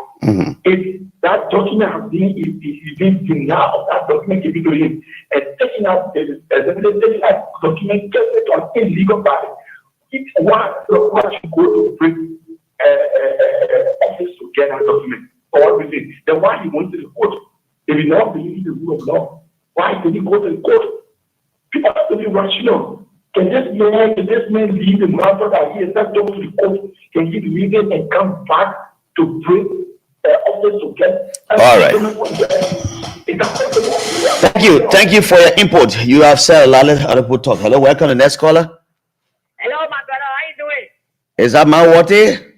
Oh, my sister. My sister and my water can talk almost the same. So Yeah, that's you, my brother. That's you. let's hear you, my water, my sister. I'm calling for Cloudtown. Why you call yourself Little Yeke? Yeah, what? Why you call yourself Little Yeke? Oh, Little Yeke. What's my Little Yeke? Don't feel that to force president it was correct, right? In this country. So Yeke was really was clapping for Yeke. So I'm coming back for this for the first year. So you won't be causing too? No, I'm not causing. I was telling the truth, and the truth can end. I will not cause them. I was telling the truth. You know what I'm saying? They were acting rude for the president. For the president, but I was telling the truth. But when you saw them. Okay, let's go ahead now. Yes, they eat my brother. Let Prince Johnson, somebody saying that and that's true, they don't lie. No, my brother, the issue is we hungry. You know what I'm saying? Like we were talking about a president, we are talking about people. Even on the platform, you are breaking the all over the place. Nobody said they're going to do the best that they can do for the best to deliver them. That was the cause here now. So they are saying they will send them money. You started there, yeah? You started there, yeah? After them, my son. Hey, after 3 o'clock, what are you started there now? Gary, I said, who are going to be? They put it very tough. Everybody asked that or say, my daughter, what was my mama in that easy. And I can't force that. I'm not going to say that she's all much more going to put the teacher where to feed me. No, I will not do that for my children. But they're not having it, they're not happy. I'm not going to go do the teacher where, go find me in the street, go take it there on you, to give me money to eat. The day you get it, go eat. All right. This is the 14 year. The 14 year, we're going to do the best on the best food. Because we have talking for you. You will see the 14 money. When he went through there, they put inside and say, well, that's not you. But when they see what we on your approach about, just ever say the boss, they put it for me, it's going away. It's going to Greek at that level. And not correct. All right. What happened in the Capitol Hill? This is what a man lies. If you join in the water, you can want anything to save your life. That man is the one who improve rapport. Because I don't see that man, walk rapport. When you see the other person, walk rapport. When you see the walk rapport, or they say, I see the captain, they're recording a test, my brother. We're not taking nothing yet. They're not taking anything. That man wants to deliver and say, they can help me, and me walk outside of Waka. And we say the truth, yes. We're not lying. He's not taking anything. He's not lying. The one Okay. said to him that he wanted to jump with the girl, so go and be Waka. It's okay with me to make it back up. I was discussing with him. Then he's telling us they're not lying. No. The thing you told them, no can't do. Don't get to tell us, oh, they're not lying. It's the song because I'm playing here. What you call it, they're selling in the money. They're selling he's that. All the people saying they're not lying, they don't want people on the law for nothing. They want people, and they're saying the truth. I'm telling you, we're not talking, we're not about it. They don't want to because you were scared. He's telling us nowhere who thought that he made, who that he made. There was no one of people in the market, so they become my president. He said it's not on it, man. All right. My sister, thank you. My sister, thank you. Thank you so much. My sister, she started there. Papi Success Keita, you heard the woman start there? Yes, sir. Success Papi Keita, welcome. CDC Pigin. Thank you, sir. Thank you very much. The woman says she started there. You have sent some more money. Yeah, we'll see what Massey, our grandma. Lady, she started there. Oh. Yeah, we'll see how to work on that. Okay. Well, veteran, thank you ever so much for the conversation this afternoon. I got so much of interest in the happening in Nima County, especially the Vasquez, Stephen, Jeremiah back home. But one thing I would like to tell us as Liberians, especially people of Nima County, Nima cannot produce president for any election in Liberia. I want for all to know that. From 2005 to 2023, Nima have not produced a president before. But so Nima has supported a president that won, not a president, but presidents that have won. Yes, that happened, but the other thing of guys if Nima did not go for a party, he will not win the election. No, it's not true. Okay, let us get some. Let Nima County, let opposition win Nima. The rest of the 14 county, analog or Kennedy win it. Let us see what Nima win the election. Why am I trying to say that? Just invent a buffer of Nima, not that or that. Nima County will never have a governor anymore like Prince Johnson. Jerry can never fail in that position. For a fact, in Nigeria done nothing for the people of Nima to left that position or it is my person that I want for her to be the winner of that election to come. Okay. I call him Tenkoga. Nobody can beat the Prince Johnson no matter what happens. If he wins the election, I mean, fine, we'll have people. But they don't even have the vote to talk to the youth of Nima. Only go to Ganta City. After Ganta City, Jerry can talk to the everywhere. Already, that issue, Jerry. Maybe they don't want to come up with it. All right. All right, Sources. Sources, thanks a lot. Thanks a lot. Good afternoon. The next caller, welcome. Hello, Mr. Griffin. Hello, welcome. My name is T. Will, and I join from Chibizo Factory Market this afternoon. Welcome, sir. The people now want us to be the almighty light as a kind of liar because he made a disclosure that is going against the starting action. The man that used to be a liar, that used to, give all the bad doing, that used to shine and level all the evil deeds. They let that shine on, the body on the evil deeds now. Today, everybody is debunking it. And you see how the people are deceptive. That the politics goes out, my friend. Yeah. If somebody says two, when it was a two, but when the two is against you, no problem. What about the own voice? The own voice saying, even 4% asking own something, that you 4% who could not help me. What about that? The person saying, who could not help me to help me bring a 4%, let me help them to put it somewhere. What about all of those recordings that now do not become a liar? Somebody wonder he's crying, complaining before the election, it was being people after the election, no more people that have the devil. So, who was saying the church and work of the devil? Was it the law of another person? These people, they born the tree of deception and they came, they deceived the and they want to carry the tree all the way to the end, and the tree has reached to a point. So we are going to every deceptive politics. You read it and it will stop. This deceptive party must stop. The party is listening where you are. Your deceptiveness has reached its limit. It's about to decline. It's already instead of declining. So it will no longer work. Thank you.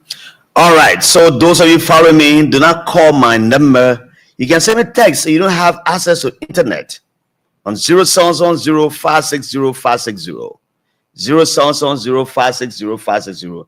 Just send a text, I'll read them for you as the same I'm doing with the guys on the live Facebook feed, like Tobasi, Christopher Wulati, Tobasi, and others. And this text says, good afternoon. The most credible librarian standing in my capacity in person of Mr. Jeffrey Singbe, a proud son of Lofa County.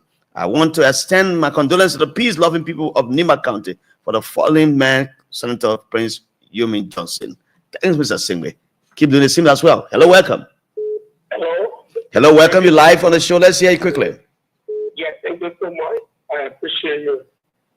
The name remains Chief Moses Wakoli, and according to you from around here, I will represent. Chief Moses Wakoli, you get a full name of the former Lofa County representative. Yeah, I'm an uncle, practitioner there from Lofa. All right. Go ahead. Let's say you others are on the line. Yeah, okay. Thank you for giving me the opportunity to express my opinion concerning the topic on this discussion. You see, Mr. Baby, while Liberians continue to deceive themselves, why should you live in deception? Why should you live in dream world? No, this is the man that supported this man was okay. And Bati, Nimatane, and Ocheta, and Jenny, that all your mother will make a change. When Joe bought away and Nimatane away.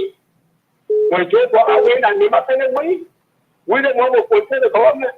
Unfortunately, for Uncle, a Johnson, my senator. After the one election, the future of the the late senator, when I used to follow him doing a church service, because remember the sermon that he preached, where he said that every time when election was going on, every time, but send the election before I follow speak to him. See what happened? Maybe the other one that he explained from people from so that the day before he said, when he talked to him, he explained to him about how the bad person treating him, mistreating. It's true. They All don't allow. They don't allow other issues. But for that issue, they don't allow. Thank you so much. Thank you so much. Let me welcome some of the guys who have joined us again on our live Facebook feed. Opie Oni Johnson, good afternoon. Jala, I joined the conversation for the community. Opie Oni Johnson. William S. Hain. Thanks so kindly, Mr. President JMB, for taking care of this great country. Indeed, you are a true leader. Ma'am Margaret Vanny. Ma'am Monica Vanny. Monica Margaret Vanny. Good afternoon, Jala, following you from Ghana's Patient Shaba area. Welcome, Ma'am Monica Vanny. Elder Jacob O. David. Mr. Business Manager for PYJ, please produce all of the evidence that the late godfather of Nima County did a lot of business during his political career. Marie Johnson said, watching you from Atlanta. Marie Washington, that's Marie Johnson. Welcome from Atlanta. She says, the president has to govern this nation. It is appropriate for him to continue contacting power leaders. As yourself, have the former president ever called the president to greet him or inquire about any political issue that he may be facing and how he might be able to assist? This nonsense about the president's house to call, we need to stop. This nonsense about the president has not called, we needs to stop. Only one president can be in office at a time. Marie Johnson, thanks for calling us and thanks for commenting here. Former Tule Rise and say, good afternoon, big brother Jala.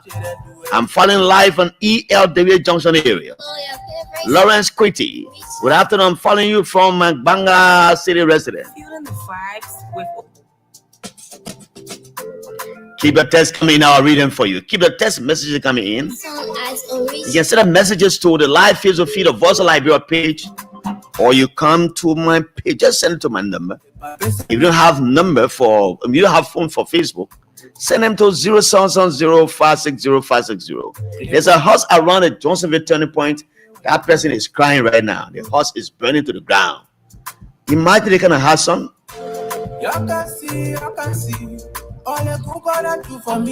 Let me say welcome to you, Patrick P. Tolley. Patrick P. Tolley.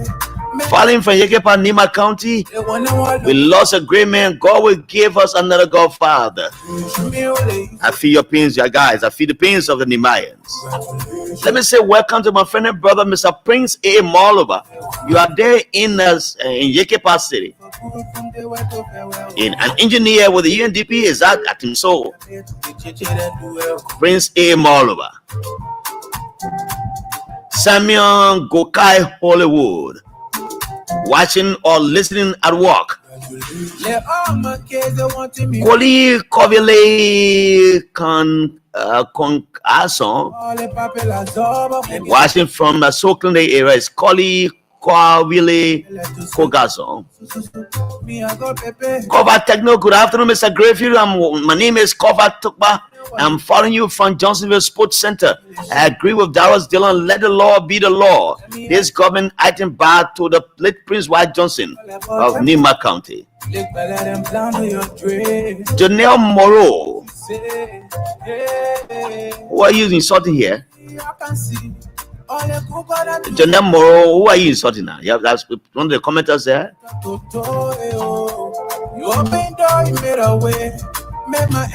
Let me take some calls as I wait your messages to come here. I'll read them for you. Hello, welcome. You live? Good afternoon, sir. Welcome. You live. Thank you very much.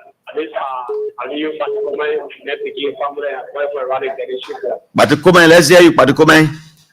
You know, the entire opposition community perceiving the CDC was just looking for 3,000 deaths to be the champion measure for the people of Nigeria. We have to stop the thing when people have belief. Sometimes you have best to spot out with them and lead our party to rest. So that we all will look. But to be using their death to be the champion measure for CDC, I mean, I see anything. What a pre-Johnson there, pre-Johnson not there. United Party always feel coming second to pre-Johnson in Nima County. So I don't know what that pre-Johnson death is. CDC, because you're going to take care of them. They mentioned a senator for 18 good years, your people 19 years. They want to because you don't get money to take care of it in the country. I want people tell you, they may pay university for his share. In Nima County, like him after the Togolese presidency, you want to tell the party government not get anything for his whole entire life. That only Joseph Bakay or Joseph Bakay to make everybody. We have to stop it. Petiting a theater to move our body back. What we supposed to be discussing now? Then the way now example we can't show them all where is there. You see how the place, young people, there are people sleeping in the place. They and the share person and the world be clean. Okay. And see how the president can't only go to God going to support priests. And the people of it is going to see how the president body, how they call it, Ethiopia Airlines, Saturday. So that plane for you now? The Ethiopian airline for you? The Ethiopian airline for you in Liberia? All right, thank you. The next caller is here. Welcome, let's hear you. Good afternoon, Sir Gerard Griffin. Hello? Yeah, welcome. How are you? Yeah, I'm Peter the Big Castle from Honor the Spirit in What Johnsonville. Thank you very much. Remember, I seen a house burning in that place. You guys are going to help the people to qualify off, man. Yeah, Uptown way, but I'm right to Pelican Johnson here. Okay, let me hear you quickly. All right. Okay. You know, Mr. Gerard, the paradox that say that what goes around must come around. And the United Party, when the CDC was in power, every death that occurred here, they attributed it to George Lee. I don't know why they are getting angry when we are discussing the death of Prince Johnson. And the thing, the realities are there, where Prince Johnson and neither the government did not intervene. Even Joseph Dillon is a clear testimony to that. Dillon is on video. You know what I mean? The kind of energy that Prince Johnson has fighted and to bring this particular government to power, it was not Prince Johnson opening Joseph Boga is our president. Joseph Boga is our folklore. Look at the margin with all the way Prince Johnson and the people of Nima voted and 17 votes. That is a complete decimal vote. So my brothers and the other guys, people need to accept it. So the death of Prince Johnson, we are going to discuss it, and we are going to attribute it to this particular government because they are failure to respond effectively to the demand and the need of Prince Johnson and his family. So that is all the right. frustrating fact, that led the man to die. Thank you very much. Thank you. Let me read some of the messages coming in now, then I will come back again. Cover Techno said the fire business is serious in Johnsonville. Junior Moreau says, I did not know that Bwaka is that wicked. Junior Moreau says that. Yakub Amara Kone. That's Yakub Amara Kane. Good afternoon, Jala. I'm watching you live from LPLC Junction.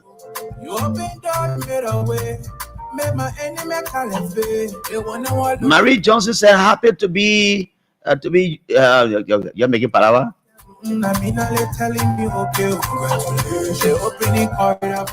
I should be talking to Colonel Jimmy Smith about now. If I get his call coming, I will take his call. It's important to have the former corner in the police talk to us on security matters. I'm James Williams. Mr. Jala, United Party government, they are bad. They are the cause of Prince Johnson's death from Ghana, he says. No, I'm not spending call on this number. I'm spending call from Colonel Jimmy Smith, not you, look, the other callers. Good afternoon. My name is Clarence M. Kawu. I'm joining you live on E11 Rehab Community around the residence of President Weah. This government is not meant well for the Liberian people. Yes, I'll read all your comments, but I have to go to the line. I said to you earlier in my introduction that I will be speaking to a renowned Liberian security officer, Colonel Jimmy Smith. He was in the last government as representative from District Number 2, a seasoned law enforcement officer. He got defeated, but he's around trying to provide his expertise on national issues in the country. Keep sending your messages there. I'll read them for you. I'll read all the messages today, so don't worry. Yeah, keep making palava on the Facebook and all. Colonel Jimmy Smith, welcome to Voice of Liberia. Hey, John Griffith, how are you? Long time. How you doing? Yes, we are here since the election almost a year ago. I've not seen you. I want to hear from you one more time. Sometime we make these inputs on the radio. Oh, man, I had to go on a call a little bit. Good to be talking to you again. Yeah, they say when the man who retreats on the war front lives to fight another war. Yeah, that's tactical. And so, where is Colonel Smith on his and what is he doing currently? Well, currently I'm in, I like to say, premature retirement. I'm in my retirement in private life, and I thank God for life and health. Mm-hmm. So I think everything is fine. So it means that you are not interested in politics again? Well, I can say so. Inquired you, but I don't have anything definite right now about politics. Like I said, I had no immediate intention at this moment. Okay, but that doesn't mean that you can make a comeback in 2029 if the need be. Well, man, I do not have an immediate, intention. So let's see. Why am I going to live long and healthy now? And I was saying now, so you can say they can say that only woman can say that my last child, but men can say it because the men in popular places. So anyway, good talking to you, man. Really. Yeah. So you've been following the governance issues since you left power. You were with the CDC, and you broke ranks with them because you said you were not treated fine in the primary. That might have been the reason why you got defeated, because of the way they treated allegedly. Now you are here following the government of Joseph Nyimon Boakai. Let's look at the rule of law in the country. What can you say about the rule of law? You've been a seasoned former police officer, corner in the police. What do you say about the rule of law as you move on? Well, John, that's a critical topic, but I would tell you we need to double up. From what I see going on, I think we have allowed the attitude of lackadaisical behavior, and it's something common we do in this country. We don't see any sense of urgency. So from what I see, I think nothing has changed, really. Nothing has changed. No, when you talk about improvement in the security, you will see it through the deportment, of officers. What do I mean by this? The way the officers themselves carry themselves, the way they handle cases, track criminal acts and, enforcement of laws and ordinances. You don't see these things. Liberia is just, when it comes to security, sometimes I try to hold back, but it looks like it's on autopilot. Wow. So let's look at the security setup one by one. The Drug Enforcement Agency is there to look after drugs. A.B. Krumah and his two deputies were dismissed by President Joseph Newman Boakai for some misconducts. And there were reports here that they were not doing much in terms of fighting drugs, but they were fighting for drugs money. They brought Christopher Peters to be the item. He tried and put the system back in place. He resigned. He went back to his government, to his job at the U.S. Embassy. Just to give you a quick. And now we have Anthony Saw now. Yeah. Yeah, just to give you a quick historicity of the DEA. Mm-hmm. A DEA is not really a statutory law enforcement body. It is a branch. It is a unit within the national law enforcement structure. Okay. The work that DEA is doing, those days it used to be done by any police officer, but with concentration by the CID. Okay. So I think if DEA were focusing on the autonomous responsibility given to it, I think it would have been able to do very well. And to do very well in security, like I said, you cannot underestimate or overlook training. Training is the key of effective law enforcement, system. So what I'm saying is DEA is doing what every police officer should be able to do. Every police officer was trained to know what is contraband, to know how to surveillance, address, detain, and all those things about DEA. So DEA need to concentrate and filter the quality of the officers themselves. So we need training, not so much of how many officers that are there, but the quality of the officers that are there. That's why in military, they say a small unit can be lethal. It means that a small unit can be very strong and devastating when it comes to the effectiveness of their output. So that's what we need to look at. So the DEA needs to wake up, but I'm talking about public safety in general. Okay. This week, Liberia is on the autopilot. I don't say this to pick faults with the people who are in positions today. Our intelligence unit needs to work, and sometimes I see mistakes that's been done. When you look at intelligence, I don't know how many people know that when we say intelligence, it's not just NSC.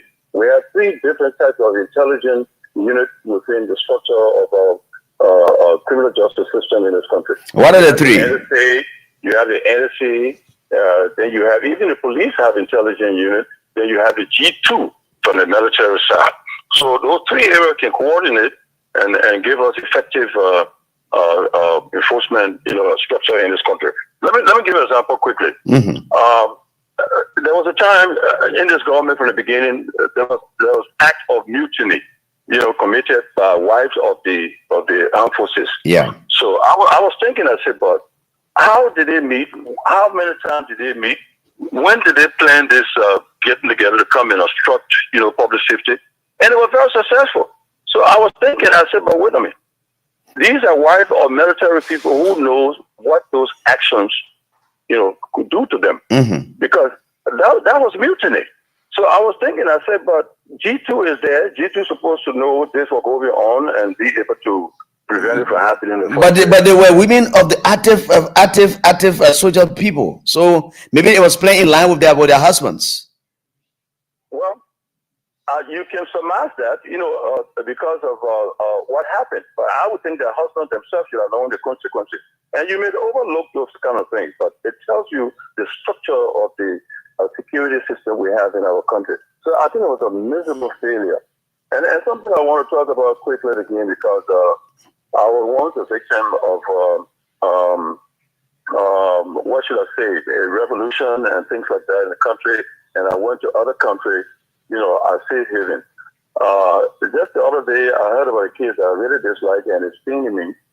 There's an alleged rebel that came from Guinea, and I think yes, I think the sheriff was allegedly deported to yes. Don Griffith doesn't touch me seriously, and I hope the family. What is your touch? Are you surprised that it happened?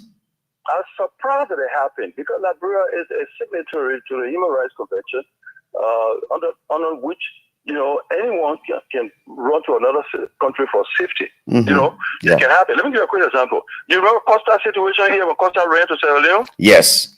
Costa was never brought back. Costa was never brought back. Sierra Leone should send Costa back, right? Well, all the brotherly, sisterly relationship between us, Sierra Leone said, no, we are obligated not to send this man back because we are not sure of his safety. And you saw what happened. And we're allowing him to go to their country. That's how it worked.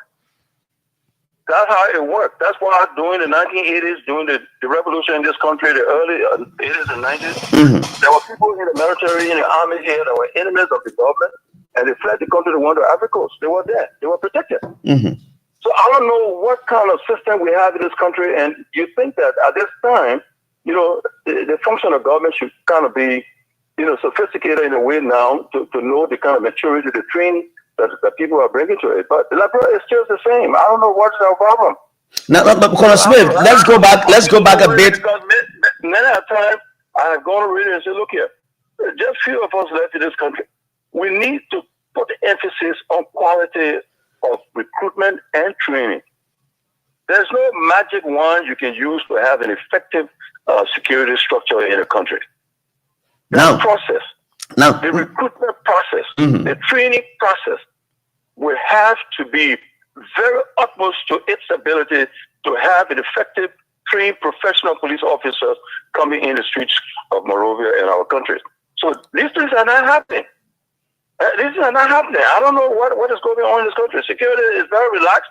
Like I said, it's on the autopilot. Anybody want to challenge that? We can get down to it and debate it. Now, as a result of that deportation of Mr. Sharif, serious violation, and that was a serious gross violation by Liberian government. And I think there should be consequences. Now, as a result of the deportation, they don't even know. From what I'm hearing, some say they're killing him. Some say he's somewhere. They don't know where he is. Yes, I think family members are showing that concern. Those in government that were extremely reckless to have released that man, as we heard the news, to have released that man overnight to certain group from over there, I think that was a gross violation of the human rights. But there are two things, Mr. Smith, you need to concentrate on here. Though he was arrested by the police director and few of his colleagues, placed behind bars illegally, and they confiscated $200,000 for him. And after the pressure started coming on them, his lawyer, Kabila Njane, asked or prayed the court to have him released. On the night before he got released, he was taken out of jail. Now nobody knows where he's gone, whether he was deported or not, whether he was killed by the government of Liberia or by. That's the point I'm making here. Yeah. We got so much problem in this country, and we thought this government would have been very serious and effective, but it looks like it's the same old thing. The same thing with the $100 million drugs that were intercepted in Liberia here. You remember there was some cash, involved. $100,000. Exactly what we are saying. So from time to time, we have government that are not interested in the right people to come and help. There are experts in this country that could help. Not necessarily being employed. So, Colonel Smith, as a result of that, we are told that there have been some tension on the borders with Guinea, and then a military plane landed at the RIA demanding the living body of this guy. And people are saying, where did they get the landing rights from the land after 2 o'clock in our country? So it's a borders around the city you're talking about. My man, the Liberia today, I don't know what is wrong with this country. I tell you the truth. I don't know what is wrong with this country. And the more you try to help, they will push it away. You know, that's the behavior I hate about these people.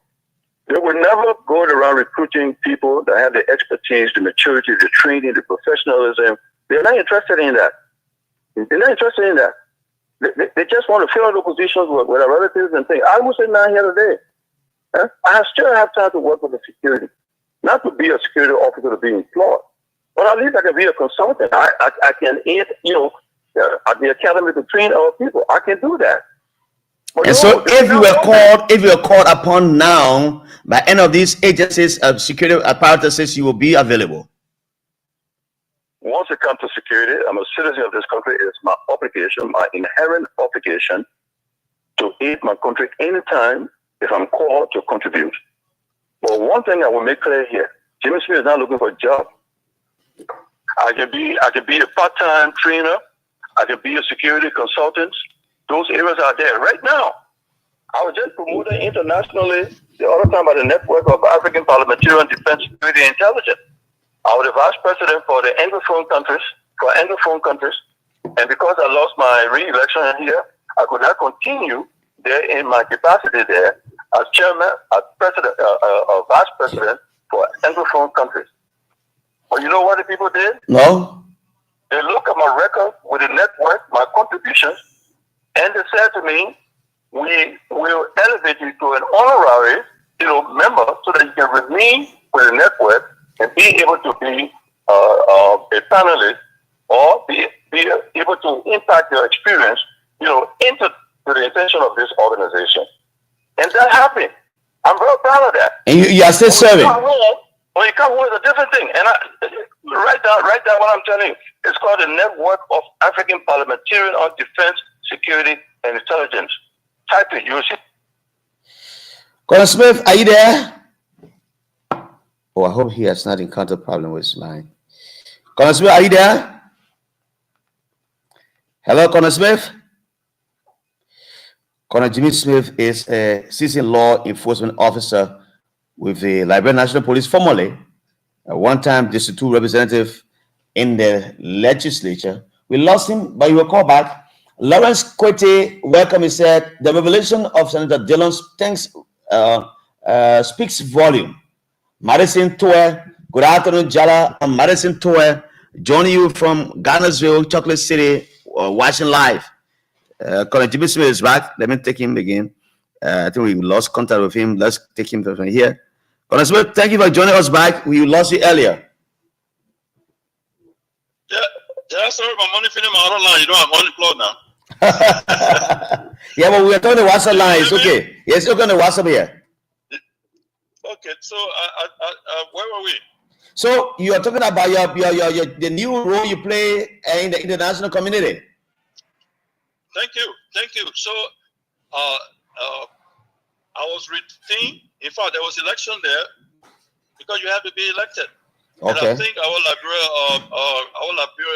chairman of Defense and Security, Honorable Guzer, was there, and he took part in the election of my electing me. Congratulations to you, Colonel Jimmy Smith, for that election. But let me put you on a few things quickly, because time may not be our friend. Mr. Smith, you followed the politics in Liberia. You also followed the issue of the security. Now, yesterday, as you talk about the fragile security situation, there were members of the elite presidential guard force, the EPS, who have been staging demonstrations across Monrovia for unpaid benefits. Yesterday, they were at the U.S. Embassy in their numbers. They posted threat to Liberia, and they say they have some other options that they will not let Liberian people know, but they have options. What do you make of that? Do you think the government needs to pay these people to call a spade because they've gone since 10 months and no salary, and the children need to go to school, their wives need to go to the hospital, and all of those? What is your thought on that? Well, if the government wants to sit by and play with security, that's their prerogative. But it concerns everyone. It concerns every Liberian. Look, of course, but I mean, they are decision makers. There are people who are appointed in positions. They should know how to take care of these issues. You don't take care of security officers and military the same way you take care of civilians. There are different issues. So I'm not sure why is it that they are not being compensated.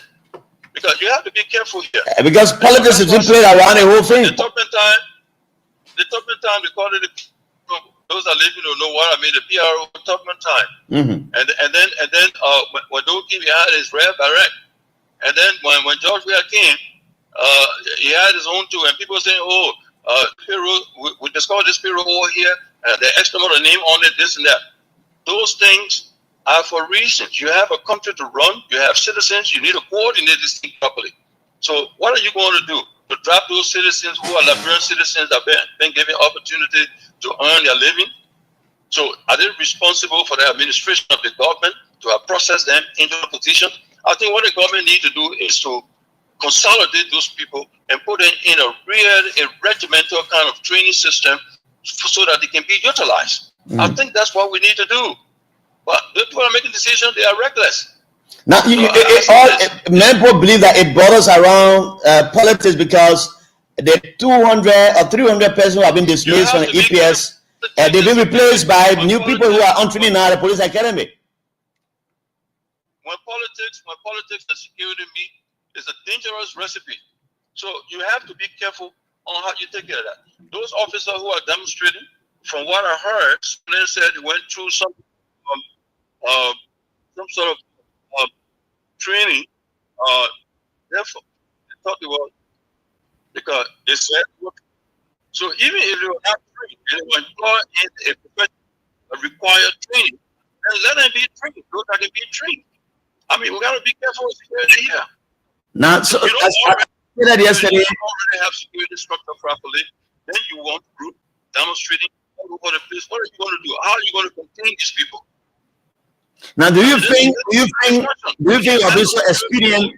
Do you think it would be so expedient on the part of the government to have absorbed them in other sectors? Maybe the immigration. Just tell us that most of Liberian citizens they have family. One government saw their importance and as citizens and put their payroll somewhere.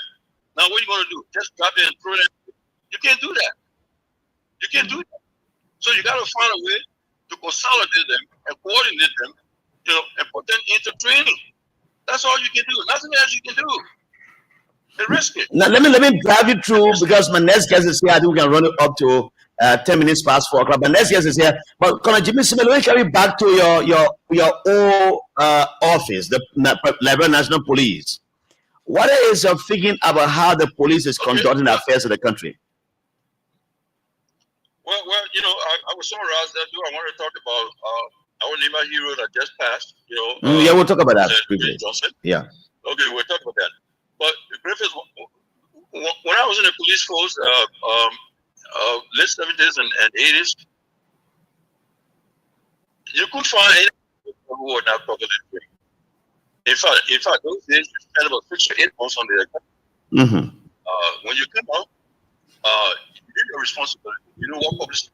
You know what categories of enforcement you are responsible to execute. You knew public safety. You knew all the things. The various types of laws. Criminal law. Law. And then alternate. The Constitution. All those things you are taught at the academy. So when you come out, you are prepared. You are a professional security officer. Nobody needs to tell you what to do. And these days, when I see directors negotiating, in the street, sometimes it passes me. Director of police, you should be saying at the headquarters there on your drawing table, drawing the execution of public safety in this country. Your job is now to go and negotiate, meet with a social group, and all the kind of things. If you're on a holiday, they need to get serious. For me, the police on a holiday. You think on a holiday? But just look around what you see. You have police officers today that can't even read or speak English. I mean, look at the behavior, their demeanor. That's what I say. I think it's a joke. That's why you have police officers who are not armed, because they are not trainable. They do not have the minimum educational requirements. And you continue to do that. The other day, the academy, some people, I mean, look at police officers. I'm not trying to discriminate against them, but to be a police officer in any country, they are specimen. You have to be 7 pounds height. They have requirements. Most of the men I saw at the academy who have been trained as police officers, when you see the height, they're 4 feet 5 inches. So they're not even 80 pounds. Don't say you have to be at least 140, 150 pounds, 5 6 or something. No disability. It's a joke.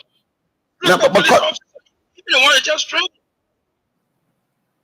Now, you just train another part of the police officers? Oh, they're training all the time. No, but there's a situation here, Colonel Smith, about the class for the Honor George. We are in January. But up to now, 1 year, they are getting about 300 police officers. They speak by human rights on your side, because if the man works, he doesn't get salary. It's a human rights issue. So they complain that they are in the sun every day working, no salary. I said it already. It's a human rights issue, but it's a security risk as well. Even in the job where government are not even too popular with them. The first graduate of the EPS at Camp Ware, I said who were the keynote speaker there to talk about the inside security operation, the risk and everything that goes with it. I did that. I know what I'm telling you. There are government that will ask other people with the expertise to come and help. There are government who think they can do it all by themselves, and people have to go to them and I don't know what they want people to do to tell them we are here ready to help. So that's, I don't know. When it comes to security, he says, I'm so confused as to what's going on in the country. How do the Liberians prepare? Now let me drive you to Liberia is bereaved, but let me welcome Mr. D. Gobia Jr. Good afternoon, watching from somewhere he's in Cambosa, Italy. Okay, welcome. Jacob Dazi, good afternoon, big brother Jara. Thank you for the show. And may God bless you. Lawrence Quitty, great and brilliant police officer. He's talking about Jimmy Smith, giving him some accolades. It's Mr. Lawrence Quitty. Now, there's this story about the demise of Prince Johnson, a man he worked with in the legislature, I think, who worked on the Senate Security Committee, but he has died. What is that take? What do you have to say to the country about his demise? Okay, like I try to tell people of Prince Johnson, you have to know how he came to prominence. You know, Prince Johnson was a very professional trained soldier. I knew him, I think it was in 1981 or so, when he was second lieutenant, assigned to the commanding general office. And so I knew this. What turned Prince Johnson to be a rebel leader? Prince Johnson did not want to be a rebel leader. But for many young people who do not know the story, when Samuel Doe had a beef with political activist from Nimba, one thing to another, he sent the Liberia army and eliminated every boy and man that were in that county. So this is how the whole thing started. So Prince Johnson, that's what I said. One man rebel, another man freedom fighter. So I think on the side of freedom fighter, Prince Johnson would score a big score. So I think this man did his share, did his best. I did not vote for him. I'm not sure where today's generation of Nimba County, especially the young boys, he meant would have been. So they eliminated. So that's why when most people talking about Samuel Doe Johnson, I always go over there and ask the question, who killed Aratobo? You know, Liberia is a funny list. And who killed him? Who killed William Aratobo? Who killed William Aratobo? And then who killed him? The best president this country ever had. Who killed him? Samuel Doe killed him. With the support of some white people, we were told that the source of white hands in him, as you mentioned. But that's what we heard, that there was some white hands. Yeah, man. So that the white men are president of this country. They might have you white people to come and assist them. Well, that's how you business. Who killed Tobo? Prince Johnson had to kill Doe in defense of the people. That's all I have to say. So none of y'all died. What do you have to say about him? You know, all this chicken, former president, we are doing that against the vice president. Yes, I have to do it the rest of the day. About it a few days ago, and I think some research carried that. And essentially, I actually talk a little bit about that also. You know, I work with former President Weir, and I was never able to fit among he and his people. This man is very egotistic and very vindictive. I know him very well. If you are not favorable, if you are not seen favorable by him, or cater to him, or to say that Liberia will carry his hand back, you are his enemy. Did you feel that while you were in this government? Oh, of course. Anybody who knew my affiliation with his party would tell you we're never on good footing. Ever. Even though you work in the legislature, you work as executive, so you have no coordination between you guys. Many times, because many of them will say in this country, good things don't last. Many of time, I really want to say whatever instrument or legislative instrument that came from the president from the mansion, we need to open and discuss it. You know, when you speak that way, then they say, but you were the party, why are you doing that? There were many, many examples. So I don't want to go through all of that. So did you resign for the CDC? I suspended my membership of the CDC. And why you suspended membership? And where are you? You know why? No. Because of the very problem with this man. We, the CDC Legislative Caucus, we enter into an agreement with the standard bearer. That means we endorse the standard bearer. We put money together for the party, for the campaign, and we did that. Guess what it did? After we signed everything and endorsed the standard bearer, the party at least turned around and said there were three lawmakers that we have to destroy. So, and who were they? You were one of them? I'm one of those. McCon Connor was one, and three. Check it. We were the only three CDC lawmakers that they subjected to primary and they did a fiasco primary. So let me come back to this. If you look at the clippings when the transition government was sending over the executive mansion, go back and look at that clip.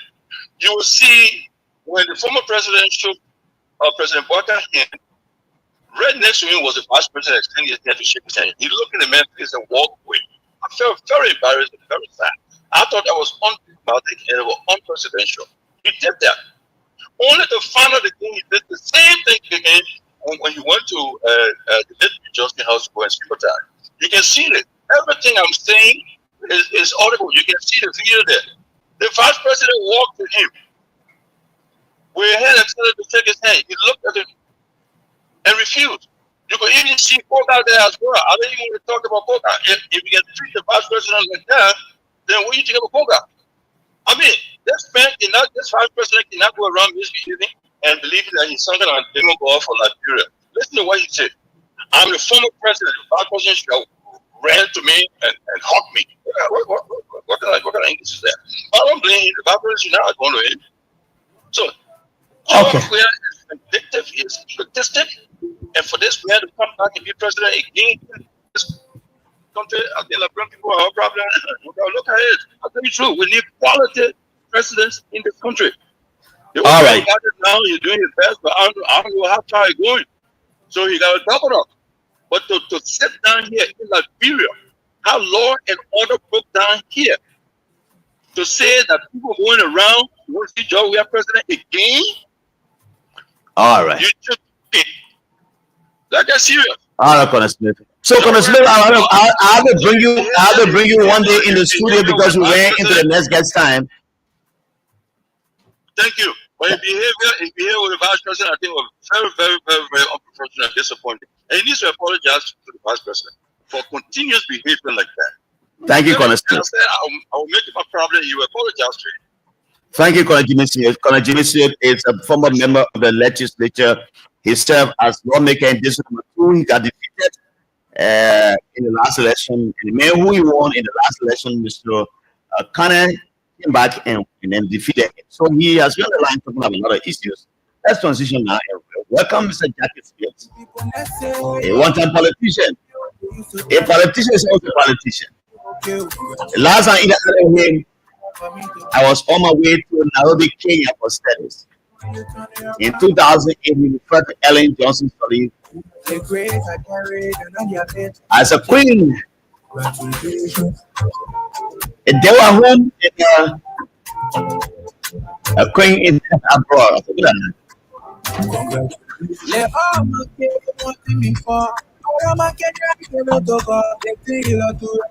He's a former speaker. It's a politician.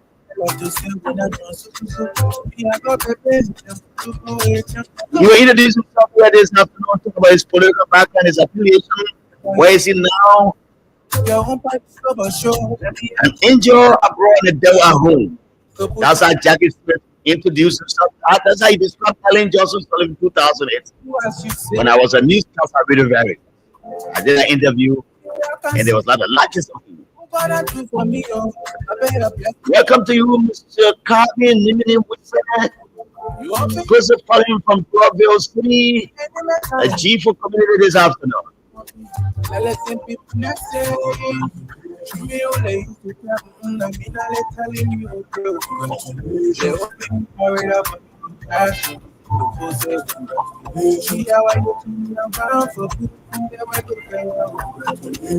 This one said, good afternoon, people of Jalan. And very concerned about the way the United Party supporters are behaving about the death of the lieutenant of Prince White Justin, the call-father of Nima County. And Jalawa, these guys are very unreasonable and unless concerning the lieutenant, JMB and JMB are responsible for everything that happened to the late Prince Johnson. G. Moses was calling from RIR says that one. This one said again, I'm calling Jala and it should not be the issue. Let a government that lie to come forward to the work of the Liberian people. This government says to the people that they can do the best thing than President George Weah. This woman is grace of our country. And we will not try to see the support and his cancers from this country. If he can stand the heat, he can stand the heat and get out of the kitchen. That's a Clarence M. saying that. Let me read a few of them and go back my guest. Abi Barajalan, all of us are listening from a residence in Sokoto community. What the man does go with George and his team for their wicked deeds. It was a little Prince White Johnson. Good afternoon. I'm listening for Johnson where when the Christmas will be good, you will know from the eve that all the prophets, pastors that convince us through visions and revelations that come and explain to us what is going on. Joseph Walker, Joseph A.M. Pelham, Joseph A.M. Pelham. Lemon, right? Joseph A.M. Pelham says that. Good afternoon. I'm listening to you, looking down job. You didn't pay him. Good afternoon. Good afternoon, people. My name is Sayo. That's one CEO, and I'm calling from Palace Keba. We brought a jealous in the dedicated order of the recordings of the late Prince White Justin. Accusing this government for leaving it out. Welcome to the show. My guest is Jackie Smith. He's here. Yes, at 4 o'clock. But because of the interview with Jimmy Smith, we have to Jackie Smith. Anyway, they come from the Jackie, welcome. Thank you, Jala. How have you been? I'm good. It's been very long time since we had this kind of interaction. After the last one we did was at the OKF. Showing we had there before. It was in 2017. Yes, and we are here. Jackie, tell the Liberian people who you are. Can you introduce yourself, your political affiliation, maybe even what whatsoever, just so we know who you are. So, thank you, Jala. My name is Jack, right? And you say a member of the CDC and affiliate. I affiliated with the CDC in 2017. Prior to 2017, from 2005 up to 2017, I did not take up a membership. So I wouldn't contact as a member. But we were instrumental in working with them from places of origin, grandpas of country in particular. We ensure that they became picked up. So the victory in everything we were part and parcel. As you know, I once served as Secretary General of Prudent, Democratic Party of the Sigo Damate. And so Prudent alive? Yeah, I don't know what I have disengaged years back. Yeah, right after the 2005 elections.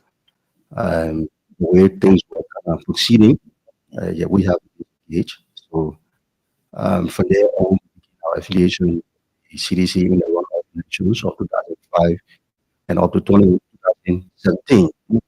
So currently, in the private sector, and in this arena.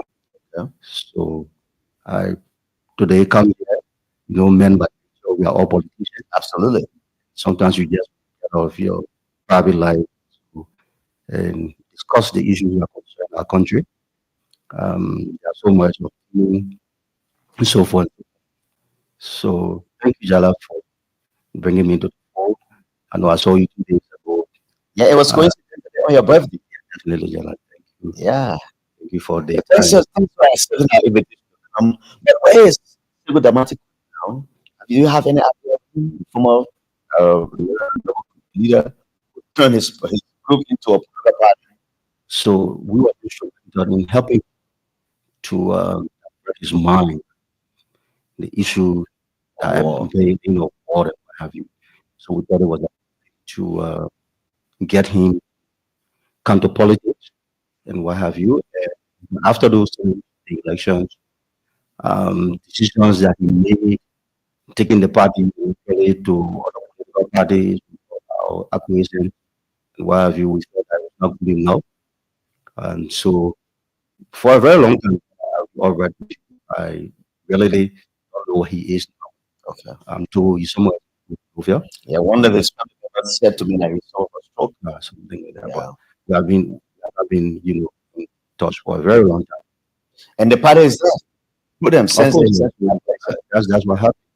People of good rapport, leave their institutions, and obviously that's what we have become. Okay. Yeah. So keep sending your messages on our live Facebook. I'll read them for you. We are hosting Mr. Jackie Smith, a politician, businessman. Now, Jackie, you are affiliated with the CDC before the 2017 election. You ensured that they won election through your engagement with Massa, and they got defeated in 2023. Now, where is political alignment? So, Jala, outrightly speaking, you are right. What concerns me most of this country is the proper direction of our country. So, in 2017, from 25 coming to 2017, we made a statement that our training university at the time, 2008, they were home abroad. Actually, had just been talking at the time, but the former president George Bush, with one of the highest honor of distinctions in the United States, and I felt that we needed statements to Marasari toward the tip, but then she was making 2 minutes out, and her focus back home. But thank God that we made the statements, and I think thereafter she saw reason, and she refocused on attention back home, and she did a lot of work. I wouldn't discredit her in all that she did, even though people had characterization of her regime. So forth and so we can talk about it. That's why we have, and from there on, I think she did a lot. Even though she could have done far more better than what she did. People always talk about that because there were a lot of support coming into the country, on her regime. And today there are some things that we should have been deviated from, such as the issue of electricity, more like to do, and we have so much coming into that sector. And what was just few lights on the streets, solar lights? As the hardware have been upgraded to modernization, those are not there to still struggling. The gas is not coming. I think it's going to be a worry for them. But on the overall, I cannot tell that she didn't do anything. She did a lot. She did first, and it's left with history to judge. So coming down to the CDC regime, we felt that the CDC at the time was, the best to succeed her. And we work with them, ensuring that they acquire the necessary votes to become victorious in the election, and they were. And then the government started, and I think for some reason there were a lot of missteps, and we did keep our cool because of where we found ourselves, and the government was on the ground, and Liberian their own judgment in 2023 thought it was. We think you did absolutely well, even though people would say that the margin was low, but a defeat is a defeating an election. So the CDC government was defeated, or the CDC was defeated in those elections. Today we have United Party government in Liberia. So quite recently, I supported them as well in 2017. The United Party. You think, okay? So, like I said, it's for the country. By the time you are pictured with the CBC, we are affiliated. Of course, what I do, um, sometimes I like to make people to a larger extent. So I just like do the way they were doing. Sometimes try to correct the find to the face and say, this is a misstep. Try to think of a proper direction, and they would do correction as being unnecessary and what have you. So we did not want to stop, as part of those things. So we just like remain. We felt that the proper time would come, which is the election year, and that is the time that like you should actually be making decisions. So Jala, I can be realistic. I can tell you for free. I know there are a lot of things happening, a lot of things that are happening today, but I want to caution our Liberians, particularly our ordinary Liberians that are not forming a part of the breadbasket of the hardcore politicians that are corrupting our country. Okay, I see this, but you are not benefiting. The best thing is to help keep this place peaceful, keep this place quiet. The too many negative voices that are leaving our country day by day and going to the international world will not help us.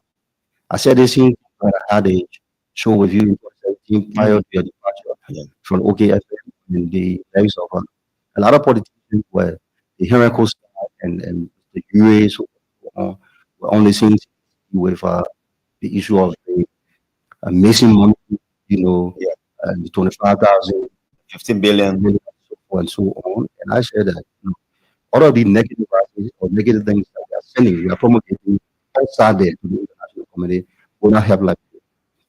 Okay, we need to unite. Opposition, yes, opposition. Government should be opposition as citizens of the country and as people who will provide, alternative view in the process of government. So we need to be united in our government structure, our governance system. It's not because you are opposition, you should be perceived as an enemy of the state. Okay. Equally, so you as an opposition should not just make reckless as opposed to the country. People should not put their personal self over good of the country. Which suffers more is our citizenry. So we need to realize we need to govern ourselves, even though the government are not well. Jala, you are here. What is the United States of America election? President Joe Biden was the incumbent, but for some age problems and what have you, he has established Kamala Harris came in, what have you, and the people of the United States, you will even realize that people that voted for them are Democrats. Okay, so if you are United Party, but you are seditious, and because you voted a particular party, does not mean your what do I call it? Your allegiance. It's not so much. It's not so much for a political party. It's far beyond. It's beyond political party. So yet when election comes about, when time is running out, we can make decisions on these people. You saw hardcore Democrats, you saw hardcore Republicans telling candidates to the that look, you are not the right choice now. We are not going to encourage you as president. And the left candidates to vote the United States of America. So we can do so. Other than, also we want to form gangs, we want to demonstrate. All of these things, Allah would not encourage investors to come to Liberia. All of these things will not help us in our economy. So I have come here and thank you for your invite. And I think I just want to speak to, oneness, unity in our country. There will always be times that we can change leader, and leaders should recognize that. If you are in power today, you are a senator for 9 years or a representative, get to know one day the times will lapse and the time will be over, and the people of Liberia will decide on it. And it has been happening quite recently over the past time. Now, Jackie, you were here and you knew what happened because you said Ellen was there at home, thinking abroad. You support her, you follow the system. Now you come again, the leader party that is now in power. Comparing the first year of government and the first 1 year of Buhari's government, and you were to make an analysis, where do we stay in terms of development? Who has done most already? So, Jala, that is where I think my frustration came from when I made these statements, because not much was happening in the country, but then in 2005, because we have brought Mandela to power, and the Liberians have elected Mandela to power, and we felt that, look, with our expertise and what have you, we were see rapid, improvement, development, for the country. So when we saw those travel for the team, I later realized that, look, you cannot sit here apparently and thinking that what travels what you will make good, your presidency. So if you ask me a comparison between the two, I think it's just synonymous, because Jala, I have come to realize that no government, newly elected government, within the first years of the election or taking power, would do so much more than we expect. So I think it is just where it was in 2005, but I think beyond 2000, beyond the first year, which is 2024, that is almost close. I'm very sure that some of the things that we are seeing being put into perspective, I think a lot of policy issues. I'm very sure and optimistic that going forward from next year and beyond, there might be good things. Jackie Smith is my guest, and let me say happy belated birthday to you, Jackie. Celebrated his birthday 2 days ago. But there are things we need to talk about. But let me recognize some of the guys who have joined us. Harriet Lila Brisbane has joined us from Teamville. Mr. Abraham M. Tembe. Good afternoon, Big Brother Jala. I'm messaging you live from the District of County. Samson Vani, respectfully disagree with my former boss, Connie Jimmy Smith, concerning the former President George Manawia and Vice President Jeremiah Keko. The former president rejected the VP upon his arrival. Okay. So welcome, Ms. Lila Brisbane, the rest of you. Mr. Alfonso Brisbane, tomorrow is Man Nancy Brisbane's birthday. Daughter, happy birthday to the little girl. Now, you talk about ease of travel, which many people saw. You saw at the time with Ellen that was correct, traveling so much. Even though the West was celebrating her, I remember I traveled my study to Burkina Faso at the opening of the African Development Bank. And I could say to you, at the opening of that bank, because the bank was in Africa Coast, it was taken to Burkina Faso and we saw the war. At that place, Donald Maruka was the president of the bank. And Ellen was giving a standing ovation for over 2 minutes. World leaders clapping for her. That I saw that Ellen was doing better because she was a guy on the West.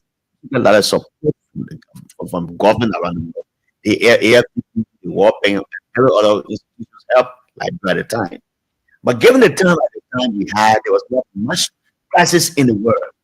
Like now we have the crisis, Israel and Palestine, and that of Lebanon, Ukraine, and that of Russia. Everyone, there's war everywhere. So there were a lot of travels we made at the time she made, but not much dividend was born on the later. Now, Joseph Boca has taken the wheel of power. He's been bombarded as well for traveling constantly, bringing nothing back home. But he said to us, all the travels we're making, we're going to follow us on those travels, and the dividend will come. Do you think those dividends will come? Because one of the reasons why the speaker is being fought for now, his colleagues on the TV said he was dancing with the president, and he said he was not wrong because he defended the president from traveling always, but yet the people say he's traveling, not bringing anything back. So let's talk about that. I didn't see that. I didn't make a comparative analysis. So, Jala, you said before the war is a global village, and what affects the other side of the village of it, they were affected us. So, at the time, comparatively, the views of Madagascar, they were much better, classes all over the world as it is today. So, it speaks volume. You have almost everybody on the own right now. So to say that whatever you have in your country, even though you are donors assistance, the World Bank and other international financial institutions and what have you, you have to be cognizant of these situations that exist around the world. And you have to be able to properly manage your country resources for the good of your people. So to say that President Waka powers will bring dividend, yes, of course, I think so. Because when Madam Sali was making those travels at the time, the dividend did not just start coming. It took some time, almost a year. Lately, so a lot coming. Except that So you're very what else? optimistic I'm this will optimistic, happen. yeah, I'm very optimistic that those things will happen. I think those travel international bodies will not make commitments and renege on them. I'm very optimistic that the dividends will come. So he has made some travel. He's have taken a break. He's home now. We don't know what's the next plan, but I'm hoping that after making most of the travel to those relevant authorities, you can now come back, sit home with your techniques, with the technicians and what have you, and start engaging them positively behind the scene. Gradually, you will see that those things that I require, those assistance that have been sought after, will come to fruition. Okay, go ahead. Go ahead. Yeah. So I'm optimistic. And I think um, we should just like give it some time. Yes, I'm very sure that things will become to unfold and it will be, but it's not going to happen when we associate it. I had a friend, an international guest that I was with a year or two ago, and he's from Austria. And the guy was telling me that the noise from here is too much. Into the, yeah, that, All of those, yeah, they do follow. Okay, it's too much. And if it remains, it's going to be difficult for us to have the things we expect. We cannot go for it. and one may say, Rest of it, you see what is unfolding among our stakeholders at the capital. How do you expect a foreign body, foreign institution, a foreign country to take us serious when we cannot put ours in? do you think the crisis on Capitol Hill has the proclivity to range to carry us back? Just like when you have one branch of the government that should be functioning day by day, ensuring that everything are on post, being stored. Obviously, Jala is a crisis. It's indeed a crisis. Yeah. So how do you view the crisis? And do you see it coming to an end anytime soon now? Right now, this block has a blog that has taken this matter to the Supreme Court, and the court is yet to make a determination as to what is going on. So Jala, my prayer would be that whatever determinations that the court will make, that people will accept it in faith. Whatever other side, whichever rights should accept it in good faith, and go back as one parliament to do the Liberian situation. Now, you made mention of the noise too much in the country. One of your colleagues in Austria said the noise is too much. We know it. Noise is too much as well. But if you compare the noise in a country that has a political reference that came by the CDC time, 3 months, regime, 4 months, people were demonstrating for 25 million more, demonstrating for 15 billion hours. That makes it, even though the core report came and said no more, no money got stolen. But yet, people said money got stolen. Even though America said all the support to do investigation, there was nothing seen about stolen billions. And people still didn't believe what America was saying. They took to the street how the demonstration here, and the police are giving them water, giving them like exercise. So you've gone through 1 year now. There's no major demonstration here. What does that tell you? Some political tolerance inside the CDC, the opposition. So Jala, actually, in fact, what I had that sitting with you when you were at FM, I said the same over that it will not do us. Okay, so yes, those protests were put into action under the Wales administration. I think he did well in that direction. He handled those protests very well. Today, we have not had the protest yet under the Bwaga's administration, but the signs are there. The signs are there. You see political party executive issuing all kinds of statements in the press and what have you. You saw what happened the last time, say between the DEA and the CDC that we all witnessed in Bolivia. I think it was not a good sign that anybody was see out there.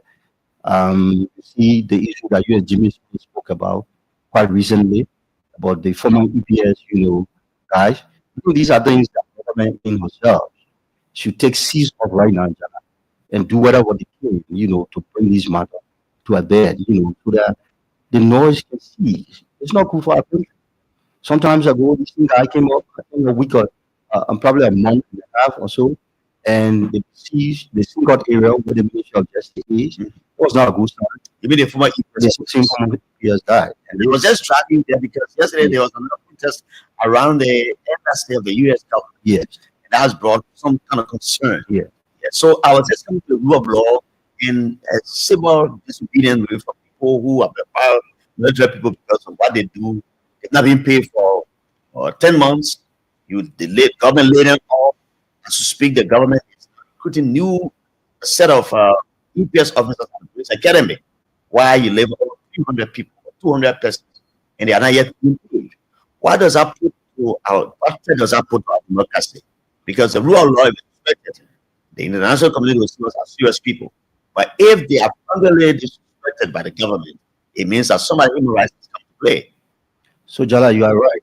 And I think this country, as we have seen of recent, is kind of gravitating to a two-party state. Even though it's a country of multiplicity, our democratic process, have multiplicity of political parties, so forth and so on. But Jalad, now realize and agree with me from 2005 to today, we have the citizen and the unity party dominance. Okay, so I think it's about time that people should see the country more than the political parties, so that one party comes to power, come what may, no matter how people were infected to be put into those positions and what have you. I think it's something you can recognize, you can work with because they are your citizen, and ensuring that look, if the person doesn't have the qualification or get the merits to serve in a particular position, I think don't put them down. You can strategize in past other means and accommodate them. So for the good of the country, to cease the noise, as I said. So you come in and you put 300 people down. I don't know. It's a sign of, it's not a good thing, because these are people with money and they are going right now. They don't have school fees for the kids, as they will always say, so forth and so on. Nevertheless, it has been done already. But I think I want to caution the relevant authorities, like the Minister of Justice and other high-profile officials of government are concerned with that issues, Jara, to make sure they take seize of it. Okay? Remember when we were here with the widow issue? Yeah. Continuously, I think we spoke about that when you are American. Of course. And American is many times, cooking, and Malasili realized that things were not good for the country. Yes, and she reached out. She set up means that she could reach out to the people. And the euphorias and he started making the plans and what have you that she made. So you cannot sit down also as a government and thinking and ignore, those things that are happening. They are not good signs. You can have people all over the street every time. You can keep our police in the street 24/7 while they should be doing other things only because they are there to create violence. Okay? To see violence. We should ensure that those people are doing proper things. We can send them for training, we can upgrade, their standards. Even up to now, class policies of the police that were trained on and graduated in January this year. They said since January they have not received salary. And they are actively working. So that is also a good sign for So, the military sector. It's news to me, but if that is They keep calling every time on us. They've come here before, they've sent me 10 messages. They said me alone as a journalist. Yeah. They want us to play that issue because they are working as police officers, but yet they cannot be put on the payroll. It's terrible. It's wrong. That is done. I think the police director should have said every possible means to ensure that those people are put on payroll. Because you cannot continue to have them out there. Why are you promoting? If you put somebody in the street, or if somebody is working for the wholesale in Jala, they can take salary. You are giving them go ahead, harass the citizens. So we taxi drivers, business people, so forth and so on, want to be harassed by the union because they have to sustain the family. Absolutely. I think that's where some problems are coming from. So if that is true, that says news to me. And obviously, corrective measures have to be taken to ensure that they are on salary. We will soon activate the phone lines for you, and I will still have to go about the Jackie. Prince Johnson is dead, and also politics around his demise, how he was manipulated by the government, the vice president he made as his godson. I have time for him. The president of Liberia, him, he didn't take his call as well as he. doubt they'll come to over it with what Prince Johnson said. He was spoken to by him that he sort of Chris did not have a job. He wanted him to the president to find a job for his daughter, and that was to the fact that Prince Johnson did. But we'll come to that. Let me recognize those who do not already, and let me announce our cash giveaway number 2 is star 799 star 90 hash. Play with 200 LD and get $20,000. Again, the cash giveaway was Liberia is star 799 star 90 hash. Play with just 200 LD and win $20,000. Just select Voice of Liberia, which is number 1. Star 799 star 90 hash. Play with 200 LD and win $20,000. So what's the talk about the tip on the device? And has NEMA lost so very significant to the body politics in this country and NEMA? Jala, DNA would tell you that I would never be upset about the death of anybody and the manner, form, in which they died. Former President, Prince Johnson, so forth and so on, that they all died. And you listen to this, you spoke about President Turbo, the late President Turbo, rather. I think those are all sad events for our country.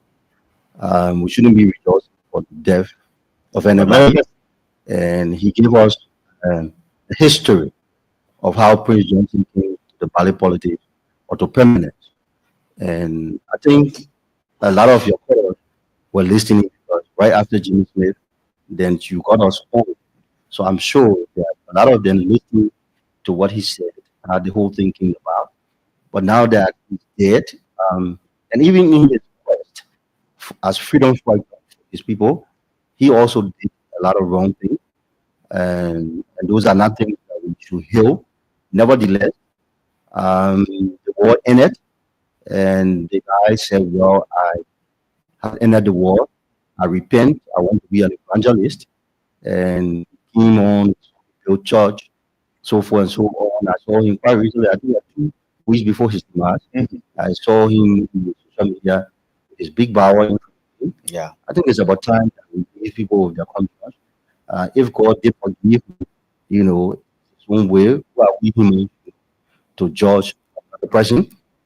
He's going to make his he's going to go, and God is going to be one with the arbiter and with George, his past, that he has done.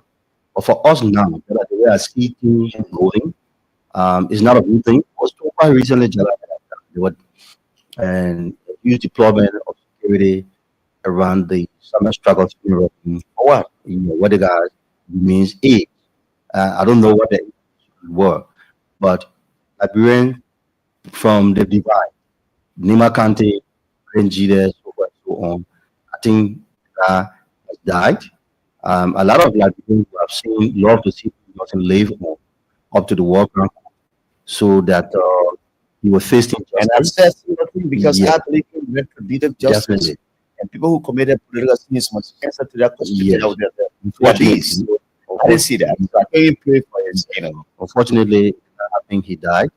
I think one way or the other, let it be. Can I allow this to allow us the more? Because some of the statements that come on the radio station and on the social media, just promulgate a community or part of the country to chaos. And I think it's not in the right direction. It's a sad event. He has died. So rest in peace. He died at age 72. It's God's own will of calling him. I think he should be laid to rest. And society judged the both of them, all of the war actors that brought full suffering onto our people in this country. You may mention the Dylan issue. Today, he's dead, and Dylan comes to the floor, promulgating himself as one of the good guys that was there. But I have video, and I show a lot of those video when Prince Johnson made it. He was 10 over his team. He was 10 over his team. The guy seen Prince Johnson walk around, and all these things. I think Prince Johnson himself just took the whole walk around onto himself. And if he was definitely that, to his early death, because worries and stress, pressure, leads to a lot of things. Because the guy took the whole thing onto himself. Every time he comes, he gets jittered. Definitely. So I think nobody is really doing shifting here to say that they are the current Prince Johnson begging to apologize or to tell the president another job, so forth and so on, whatever they are. I think it's his worry right now against, the Liberian people. Liberian people are making introspect for themselves in all forms and manner, positively and negatively. But there should be no blame shifting that it is somebody that was responsible for his death. Sometimes abandonment problems, but it's a human and definitely. And the kinds of questions that Senator Johnson were, a well-renowned person, granite, with a lot of deputies around the country. I think I would just relax my mind. A lot is working to come, go there, tell them, myself, what I did, what I did not do, and so be it. Today, Chancellor is in hey, they will, facing justice for what he did. And who have gone, live there for a considerable length of time, if not guilty, and who have just lived the rest of his life. Thank you, Jackie. Let me say there's an update from the court. Justice in Chief Yami Bisi has placed a temporary stay order on the case involving former Finance Minister and others. The justice decision follows a petition for writ of certiorari paid for by the state prosecutors against criminal Kotsi resident John Bamudisi and the defendant's surety. So let's take pause now. Each caller will have 10 seconds because we don't have much time to interact with you people. We have to leave. So welcome to it. Call me on 070560560 07907. You can call us. Let's have a conversation. Jackie Smith is my guest. The 070560560 number 8. And what's the number you can call it?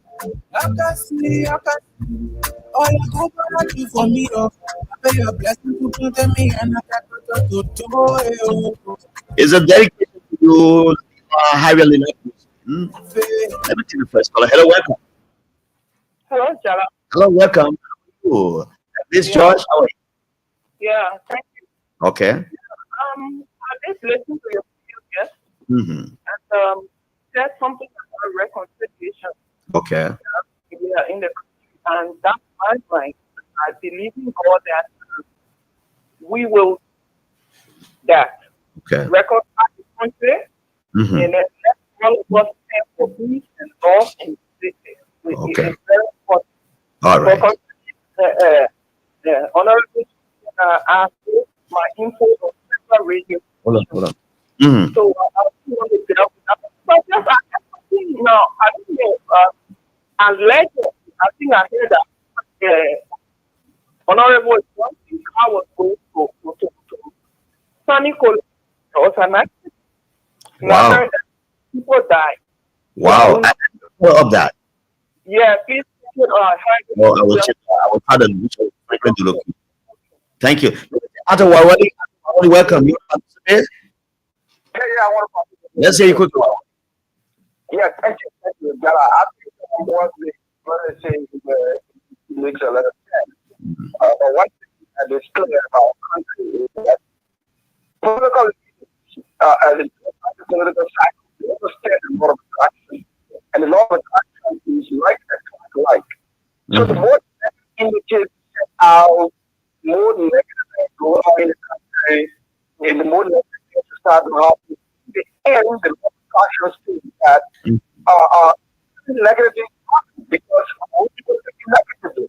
Okay. And so one guy is that the structure we have there is all about progress. You know, the character, the moving forward, please, positive things. Yeah, that positive thing. Yes, that's positive. And that's the reason why all those are CDC. Whenever the guy is in the class, and that look, you start to see negatively. You sit down, care about it, and there's no concept for it. And make the whole place just all kinds of ways. Yeah. Like a courtyard, you make the country so dancing. That's not some kind of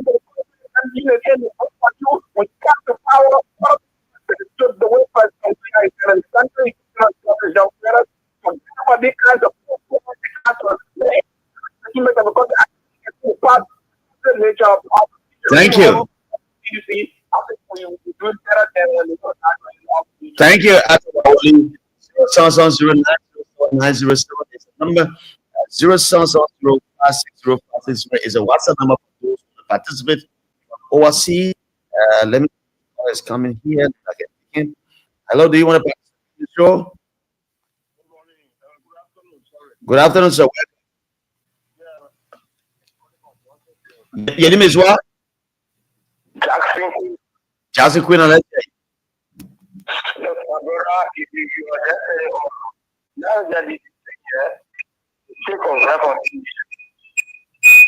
There's a big loss for you.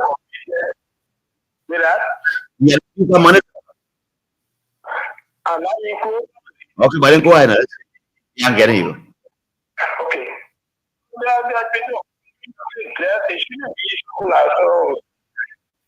We are all the same. If you get understand, no judgment. Well, we can't do that. I see the human. So I will go against the human. Okay.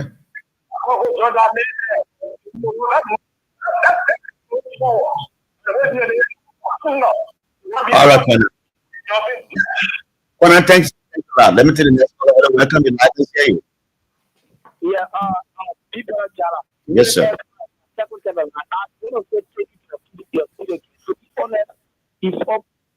I like the way the conversation can start. Yes, if you look at any time, you know that too many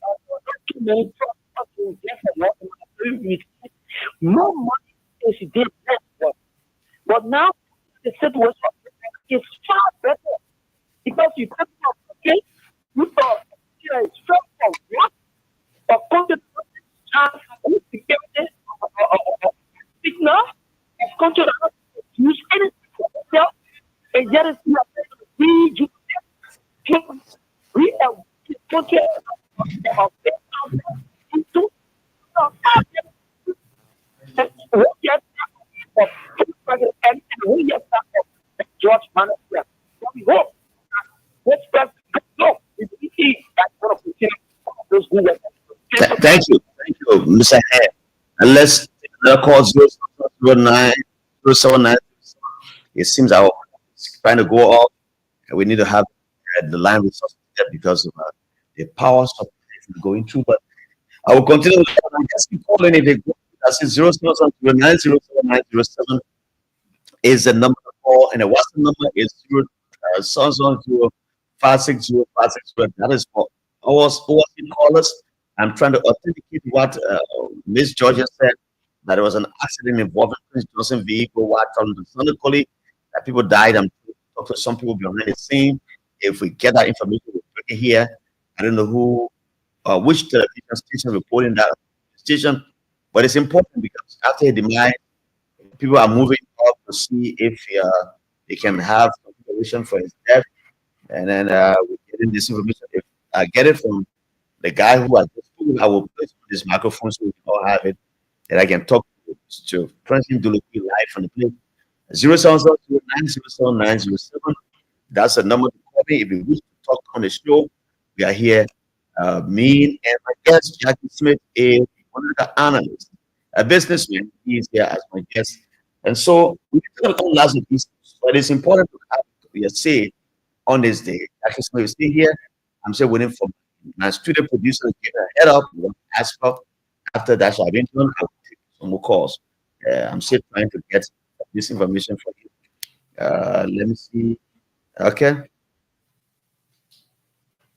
Okay, Franklin is to us that an accident in South he heard about it, to confirm it. And if after confirmation, he will come back here. He will tell us that we can also have a place on this map. Jackie, you have to go. What we say important? Let me leave you for minutes. You just part. So thank you, Jala, for the invite.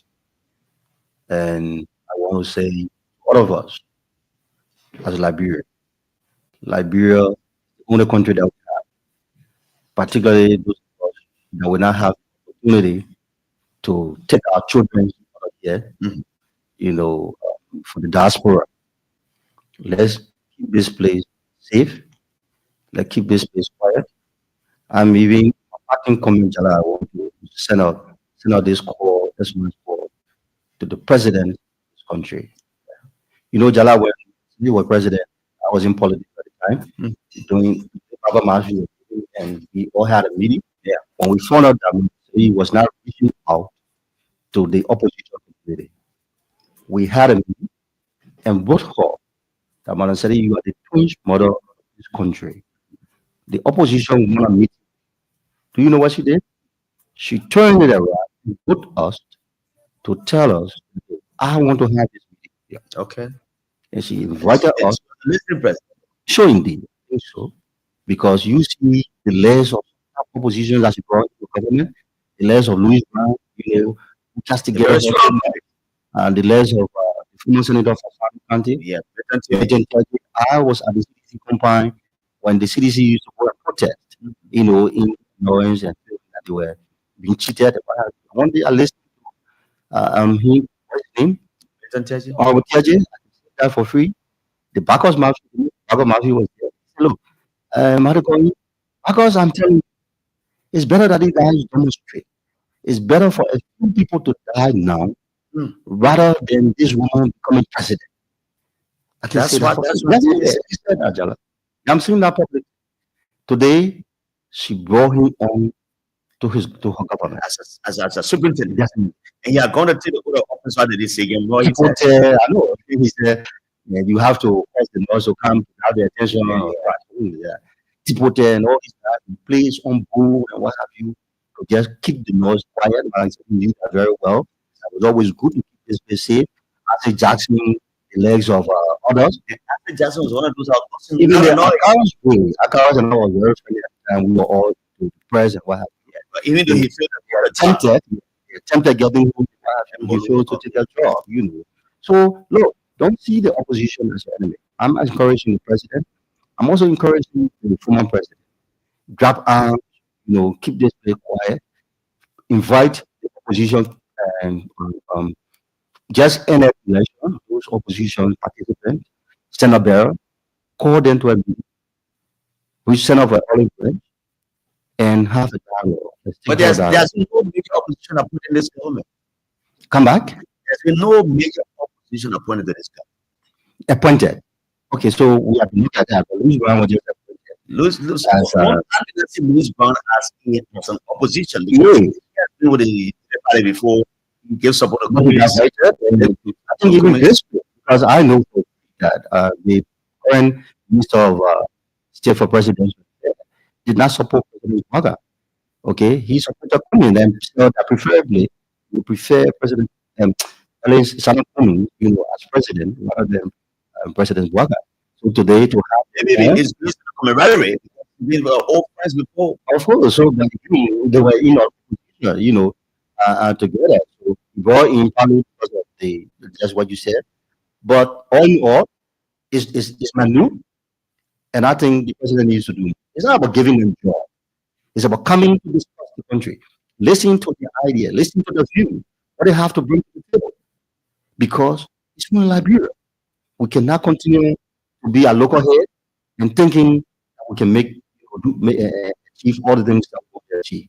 The 5 years plan just unveiled yesterday, for it to succeed, we need to have this thing stable. We need to have this thing safe. For all of us, even if you don't have a government job, if you don't even have a corporate job, you can get out there with a sound mind in the morning when you wake up to go and do a hustle, legal hustle, to be able to sustain your family. Thank you, John. Thanks so much. Originalhits.com.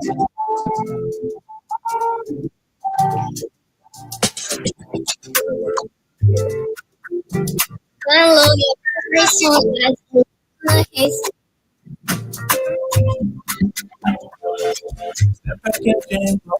On a beautiful Wednesday afternoon. A beautiful Wednesday afternoon. A full day of the month of December. One more days of Christmas. What are you planning for Christmas? taking the family up, taking them up in India to see the grandparents and children to see their grandparents. My enemy calling me. Follow down. Letting people not say me only so that in a telling me what you opening career for me. I can say you see how when you come down for good, you go they create a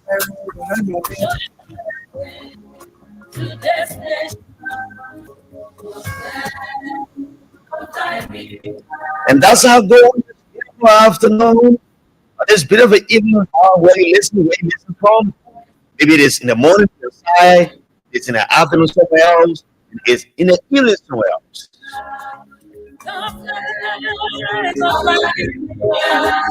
Join me again tomorrow if God gives us lives.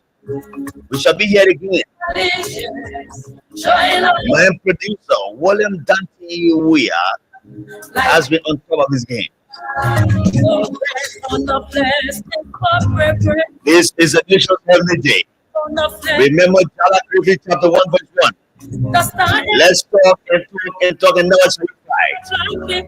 Fighting shall not be our portion. But please, do not forget to put the cash giveaway because it's Wednesday. You can put some money into your pocket.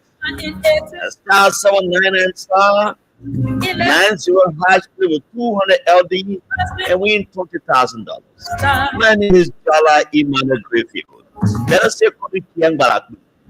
Or you come in here, I want to go. Have a good day for life, Dora. See when you see me again.